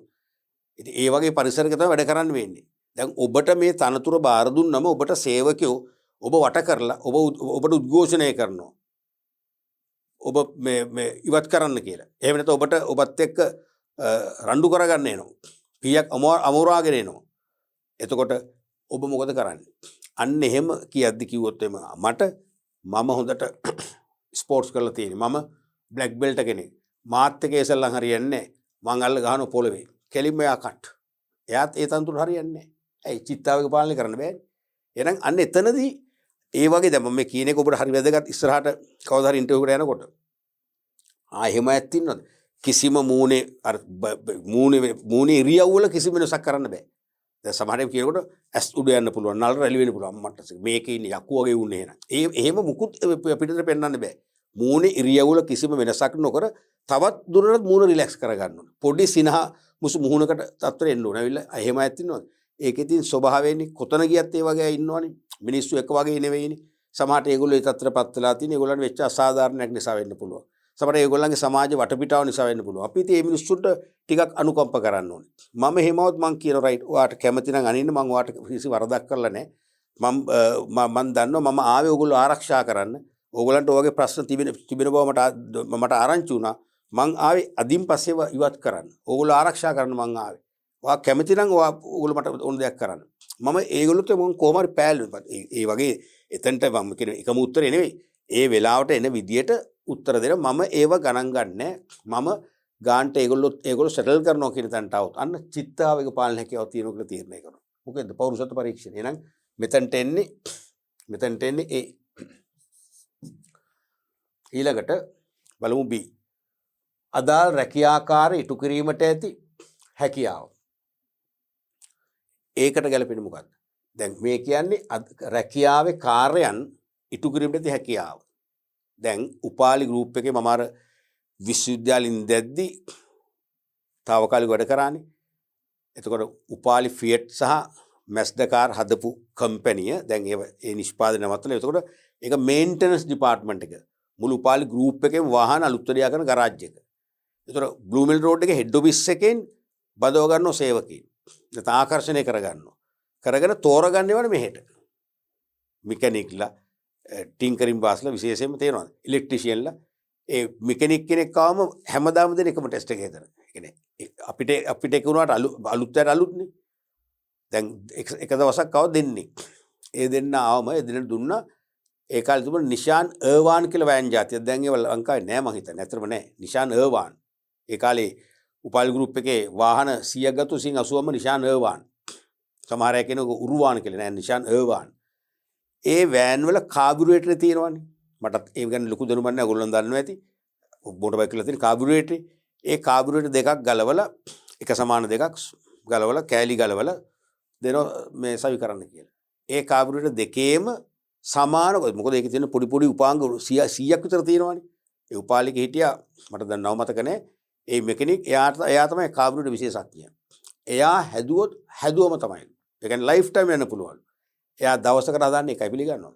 කාබුරේටරයක් ගලවලා ඔක්කොම වර භූමිතල නිබන්ධ පෙට්‍රල් හොදලා ගෙවි ගිය කොටස අයින් කරලා සමහරට ලියුණු පත්‍රේ ලියවලා හවස තමයි විනිම කරන්නේ.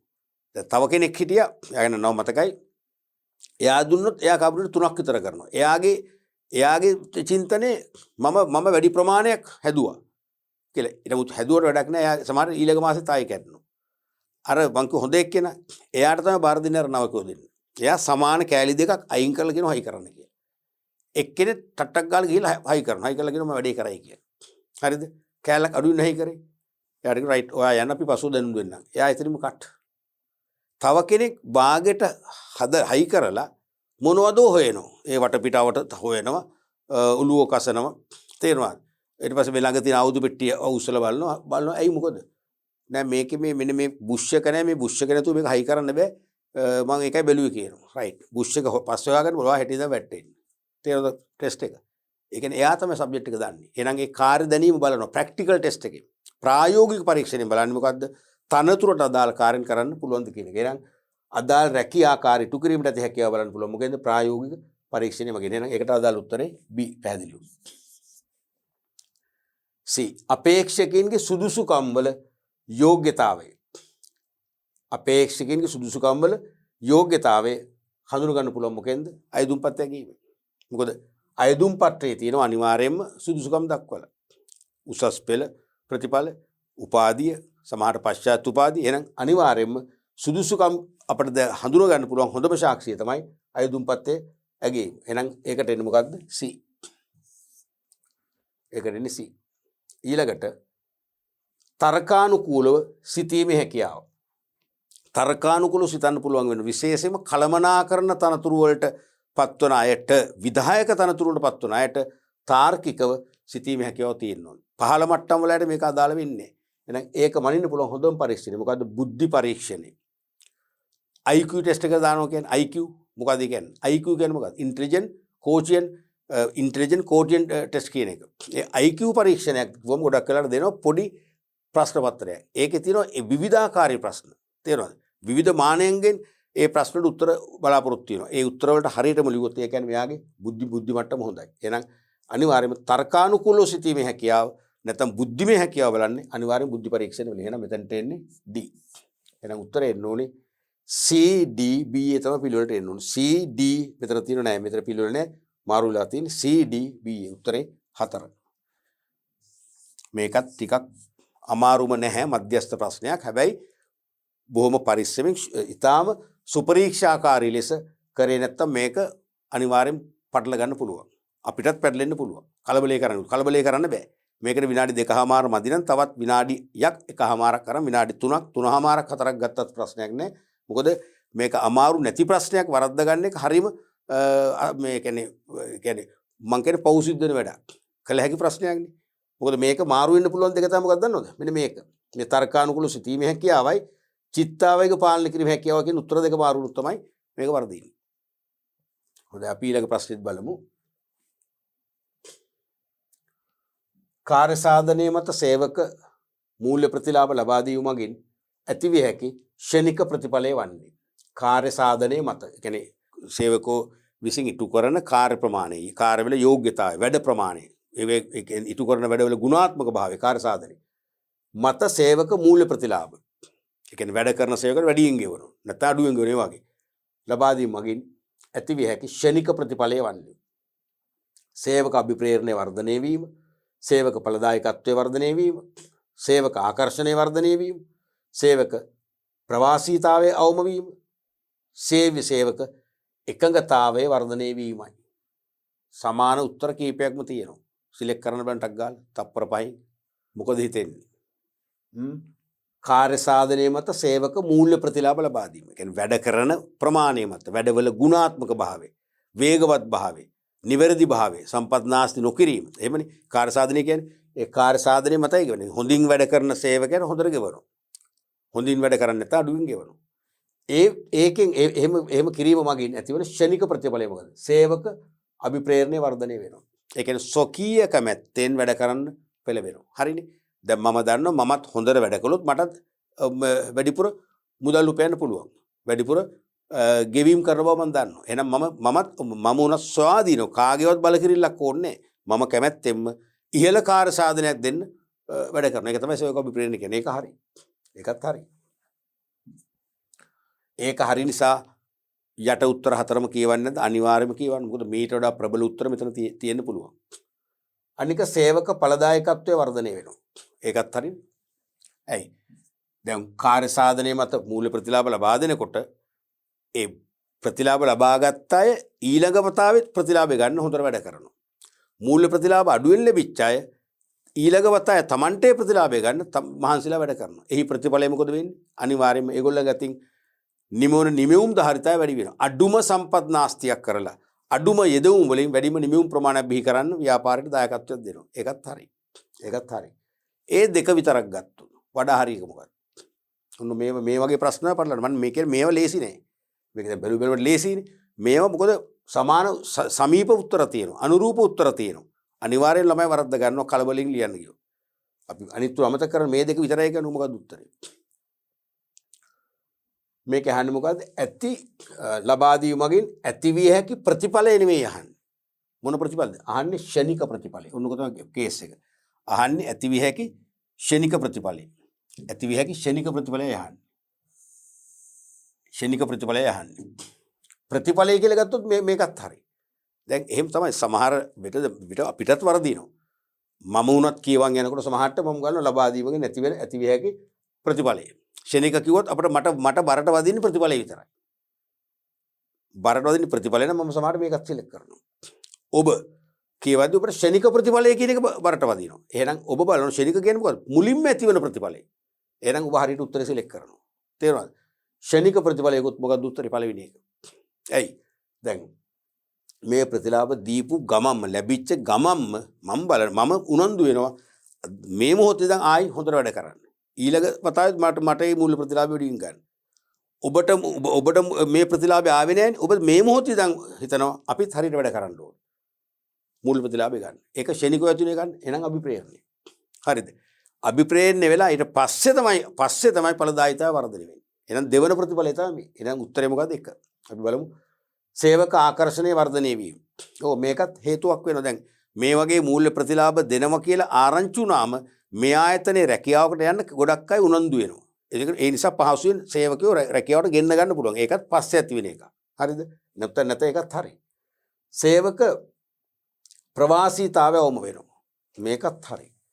මතකනේ සේවක ප්‍රවාසීතාවය කියන්නේ මොකද්ද? ඇබ්සෙන්ටිසම් කියන එක.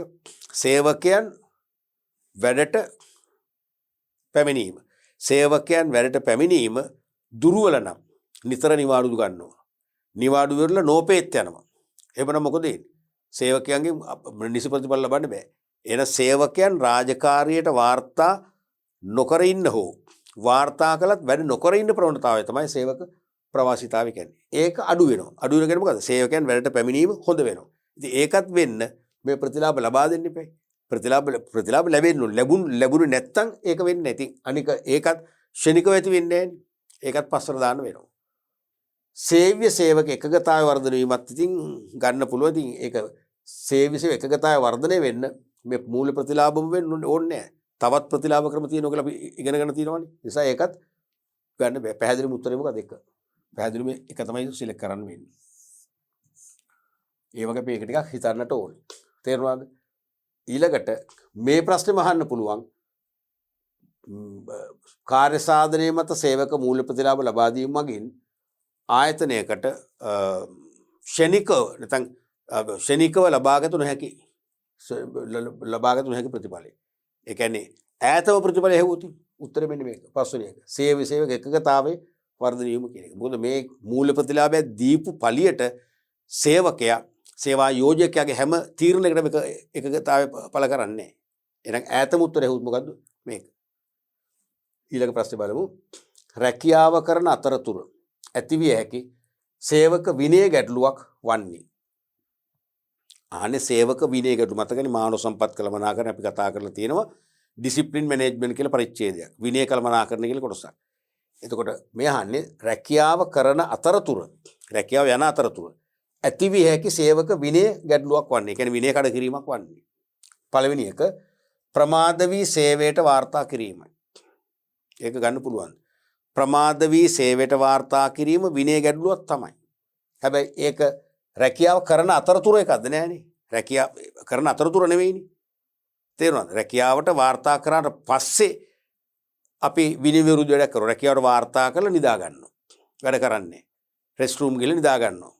දවසේ උදේවරුම නිදා ගන්නවා. හවස තමයි වැඩ කරන්නේ. අන්න රැකියාව කරන අතරතුර. දැන් මේක තාම රැකියාවට ආවේ නෑනේ ප්‍රමාද වෙලා වාර්තා කරන්නේ. එන එක ගන්න බෑ. තරගකාරී ආයතනයකට සේවය කිරීම. එහෙම පුළුවන්ද? ඔව්. දැන් මම රැකියාවක් කරනවා කරන ගමන්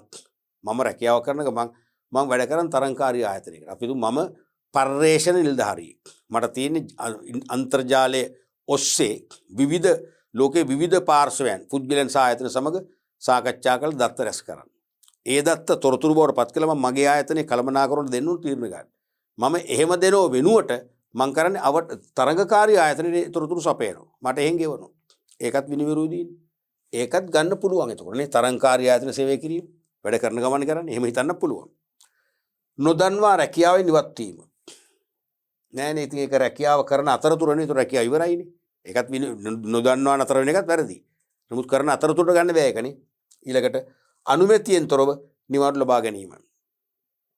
අනුමැතියෙන් තොරව නිවාඩු ලබා ගැනීමයි කිව්වම මොකද කියන්නේ? ඒකත් එතකොට රැකියාවට ඇවිල්ලා කරන එකක් නෙවෙයිනේ. ගෙදර ඉඳන් කරන එකක්නේ. මේ යන්නේ රැකියාව කරන අතරතුර. සේවකයෙකුට පහර දීමයි. මගේ අම්මෝ. අන්න සේවකයෙකුට පහර දෙන්න පුළුවන්ද ගෙදර ඉඳන්? ඉර්ධි බලෙන් ගහන්න පුළුවන්ද? බෑනේ. එයා එනම් වැඩට ඇවිල්ලා රැකියාව කරන ගමන්නේ. අන්න ඒක පැහැදිලිම උත්තරේ. එහෙනම් මේක. උත්තරේ 5. ඒක ලේසිනේ. ඇත්තටම මේක ලේසි. අපි හිතමු 5 වෙනි උත්තරේ නෑ කියලා හිතන්න. 5 වෙනි උත්තරේ නැත්තම් මොකක්ද උත්තරේ? ප්‍රමාද වී සේවයට වාර්තා කිරීම. නෑනේ තාම රැකියාවට ආවේ නෑ. ඇවිල්ලා කරන වරදන්නේ මෙහාන්නේ. තරගකාරී ආයතනයකට සේවය කිරීම. මේක ගන්න පුළුවන්. මං කිව්වේ පර්යේෂණ නිලධාරියෙක්. රිසර්ච් ඔෆිසර් කෙනෙක් යාට තියෙන්නේ අන්තර්ජාලය ඔස්සේ ලෝකයේ විවිධ පුද්ගලයන් සහ ආයතන සම්මුඛ කරගෙන දත්ත රැස් කරලා ඒ දත්ත තොරතුරු බවට පත් කරලා වාර්තා හදලා දෙනවා මැනේජර්ස්ලාට තීරණ ගන්න. ඒක මම කරන ගමන් මම මේ තොරතුරු ටික දෙනවා මගේ ආයතනෙට ඉස්සෙල්ලා බාහිර ආයතන වලට. දීලා මම ඒගොල්ලෝ සල්ලි ගන්නවා. අන්න ඒක රැකියාව කරන අතරතුර කරන ලොකු වරදක් ලොකු විනය විරෝධී වැඩක් නේ. එහෙනම් ඒක ගන්න පුළුවන්. නොදන්වා රැකියාවෙන් ඉවත් වීමත් කරන අතරතුර නෙවෙයිනේ. අනුමැතියෙන් තොරව නිවාඩු ලබා ගැනීමත් ගන්න බැහැ. එහෙනම් උත්තරේ මේකයි. ඒ වගේ මේවෙන් ප්‍රශ්න තව අලුතෙන් නිර්මාණය කරන්න ඕන. අපි බලමු ඊළඟ ප්‍රශ්නයත්. 30 වෙනි ප්‍රශ්නේ අවසන් MCQ ප්‍රශ්නය. කළමනාකරන ක්‍රියාවලියේදී භාවිත වන පියවර කිහිපයක් පහත දැක්වේ. ප්‍රශ්නය හඳුන්වා දීමේ කොටස පැහැදිලි නෑ මොකක්ද කියලා අපි බලමු. අහන්නේ මොකක්ද කියලා අවසන් කොටසේ. ඉහත ද අතුරෙන් සංවිධානයකරණයට අයත් පියවර පමණක් ඇතුළත් කාණ්ඩය කුමක්ද? ඉහත ද අතුරෙන් සංවිධානයකරණයට අයත් පියවර පමණක් ඇතුළත් කාණ්ඩය කුමක්ද? මතකනේ අහන්නේ කළමනාකරන ක්‍රියාවලියේදී භාවිතා වන පියවර කිහිපයක් නැත්නම් කාර්යයන් කිහිපයක්. කළමනාකරණයේ මූලිකාංග 4යි. සැලසුම්කරණය, සංවිධානයකරණය, මෙහෙයවීම සහ පාලනය. එහෙනම් කළමනාකරණයේ දෙවන මූලිකාංගය වන සංවිධානයකරණයට අයිති පියවර විතරයි අහන්නේ. මතකයින් දැන් මේ කියද්දි මතක් වෙන්න ඕනේ සංවිධානයකරණය කියලා කිව්වේ ආයතනයක පුද්ගලයන් හා සම්පත් අතර නැත්නම් සේවකයන් හා සම්පත් අතර විධිමත් සම්බන්ධතා ගොඩනැගීමේ ක්‍රියාවලිය. ආයතනයක සේවකයන් හා සම්පත් අතර විධිමත් සම්බන්ධතා ගොඩනැගීමේ ක්‍රියාවලිය තමයි සංවිධානකරණය කියලා කිව්වේ. නිවැරදි සැලසුම් හදලා දීර්ඝකාලීන ප්‍රතිඵල නෙලන්න පුළුවන් සැලසුම් හදලා ක්‍රියාත්මක කරන්න නම් හොඳ සංවිධානකරණයක් ඕනේ. සංවිධානකරණයේ දුර්වල වුණොත් ඒ සැලසුම් කොච්චර අග්‍රගණ්‍ය සැලසුම් වුණත් ඒකෙන් අපිට නිසි ප්‍රතිඵල ලබන්න බෑ. එතකොට සංවිධානකරණය මතකයිනේ. සංවිධානකරණයේ පියවරන් අපි 7ක් කරා මතකයිනේ. අන්නේ පියවරන් 7ට අයිති ටික මේකේ 4ක් තියෙන උත්තර දීලා 4ක් තෝරන්න ඕනේ. මතකනේ. ඉතින් ඩග්ගල් දැන් මේ ප්‍රශ්නේ කියවෙනකොටම සංවිධානකරණයට පියවර කියනකොටම අපිට කළමනාකරණයේ සැලසුම් කරන මූලිකාංගයෙන් පස්සේ දෙවන මූලිකාංග වශයෙන් අපි කතා කරා සංවිධානයකරණය කියන එක ඕගනයිසින් කියන එක ඒකේ පියවර 7 මතක් වෙනවා. මතකනේ පළවෙනි එක work to be done. කළ යුතු කාර්යයන් හඳුනා ගැනීම. දෙවෙනි එක division of work වැඩ බෙදීම. තුන්වෙනි එක departmentalization දෙපාර්තමේන්තුකරණය. හතරවෙනි එක බලතල සහ වගකීම් පැවරීම. ඊළඟ එක formalization නැත්නම් නීති රීති හා ක්‍රියාපටිපාටි ස්ථාපිත කිරීම. ඊළඟ එක සම්පත් බෙදා වෙන් කිරීම. තියෙන සම්පත් සියලුම අංශවල සියලුම තනතුරු වලට ප්‍රශස්ත ආකාරයෙන් බෙදා වෙන් කිරීම. අවසානම එක තමයි වැදගත් වෙන්නේ මොකද්ද? සමායෝජනය. කෝඩිනේෂන් එකනේ සියලුම අංශවල සියලුම සේවක කටයුතු ඉලක්ක ළඟා කර ගැනීම දෙසට යොමු කරවීම බලවත්ම කාර්ය තමයි සංවිධානකරණයේ සමායෝජනය. ඉතින් ওই ටික මතක් වුණා උත්තරේ සිලෙක්ට් කරන්න පුළුවන්. පළවෙනි එක සමායෝජනය අනිවාර්යයෙන්මයි ප්‍රධානම කාර්යය. කාර්ය හඳුනා ගැනීම work to be done හරියටම හරි පළවෙනි එක. කාර්ය හඳුනා ගැනීම. ගැටලු හඳුනා ගැනීම නෑනේ. ඒක අදාළ නෑනේ. කාර්ය හඳුනා ගන්න පුළුවන් මේක ගන්න බෑ. මේකයි තියෙන පාලන කරන්නේ නේ controlling වලට. වැඩ බෙදීම ඒක හරි division of work වැඩ බෙදෙනවා කාර්යයන් හඳුනගෙන ඒ කාර්යයන් එක එක තනතුරු වල වැඩ කරන සේවකයන්ට පහසුවෙන් කරන්න පුළුවන් වන විදිහට තාර්කික ලෙස සරල ලෙස කුඩා කොටස් වලට බෙදෙනවා. දෙපාර්තමේන්තු කරන හරියටම හරියනේ. එහෙනම් ඒක සමාන තනතුරු කීපයක් එකතු කරාම එක අංශයක් වෙනවා. අපි තුමු ඇඟලුම් කම්හලක රෙදි මහන අය 10 දෙනෙක් නම් ඒ 10 දෙනා එක තැනකට එක හෝල් එකකට ගුණ කරනවා. ඩිපාර්ට්මන්ට් එකක්. එහෙනම් ඒකත් මේක කොටසක්. සේවක පුහුණුව ගන්න බෑ. ඒක වෙනම කතන්දරයක්. සම්පත් විශ්ලේෂණය ගන්න බෑ. විවිධ දෙපාර්තමේන්තු අතර sannivedanayak ගන්න බෑ. ඒක මෙහෙයුමට සම්බන්ධ දෙයක්. එහෙනම් උත්තරේ එන්න ඕනේ A B D E. A B D E තියෙනවා පළවෙනි එකේම. A B D E. ඒක ලේසි ඒක අමාරු නෑ. පළවෙනි එක. A B D E. හරිනේ right. අපි අද පාඩම් පරිච්ඡේදනුත් කතා කරේ 2020 විභාගෙට යොමු වෙච්ච බහුවර්ණ ප්‍රශ්න අවසන් කොටස සාකච්ඡා කළා. ඒක අපි දැක්ක ඊටාම සංකීර්ණ ප්‍රශ්න කීපයක් තිබුණා. ඊටාම සරල ප්‍රශ්න තිබුණා. මේ වගේ මධ්‍යස්ථ ප්‍රශ්නත් තිබුණා. ඒ සෑම ප්‍රශ්නයකටම ප්‍රවේශ වෙන ආකාරය. ඒ සෑම ප්‍රශ්නයකම පිළිතුරු එළියට ගන්න ආකාරය. සමීප පිළිතුරු හඳුනා ගන්න ආකාරය. ඒවෙන් වඩාත් නිවැරදි පිළිතුරු තෝරා ගන්න ආකාරය අපි විවිධ ආකාරයෙන් කතා කරා. මේකට එක ක්‍රමවේදයක් නැහැ. ප්‍රශ්නෙන් ප්‍රශ්නට අපේ ප්‍රවේශය වෙනස්. ප්‍රශ්නෙන් ප්‍රශ්නට ප්‍රවේශය වෙනස්. ප්‍රශ්නේ අපිව සමහරට අපි ව්‍යාකූල තත්ත්වයට පත් කරන ආකාරයෙන් ප්‍රශ්නේ අපිට එල්ල කරනවා. ඊතලයක් වගේ. නමුත් අපි එතනදී මොකද වෙන්නේ? අපි සාර්ථකව එකට ෆේස් කරමු. මුහුණ දෙන ආකාරය පැහැදිලි කරගත්තා. මෙහෙම ගියා නම් දැන් අද කතා කර බහුවර පස්සේ එකක්වත් අමාරු නෑනේ. හරියටම ලියන්න පුළුවන්. ඉතින් මම ඒ කියන්නේ අනිවාර්යෙන් 30න් 25ක් ඔයගොල්ලෝ ඩෙෆිනිට්ලි කරන්න පුළුවන් වෙන්න ඕනේ. ඔබ එතන ඉන්න ඕනේ. මම 30ම කරනවා. හරියට. විශ්වාසයෙන් හිටියොත් 25ක් 26ක් 27ක් හරියට කරේ. ඔබ ගොඩ අනිවාර්යයි. හරිනේ රයිට්. අපි 2020 පළවෙනි ප්‍රශ්න පත්‍රයේ තව තියෙනවා සැපීම් වර්ගයේ ප්‍රශ්න සාකච්ඡා කරන්න අපි ඒක ඊළඟ පරිච්ඡේදයෙන් සාකච්ඡා කරන්න බලාපොරොත්තු වෙනවා.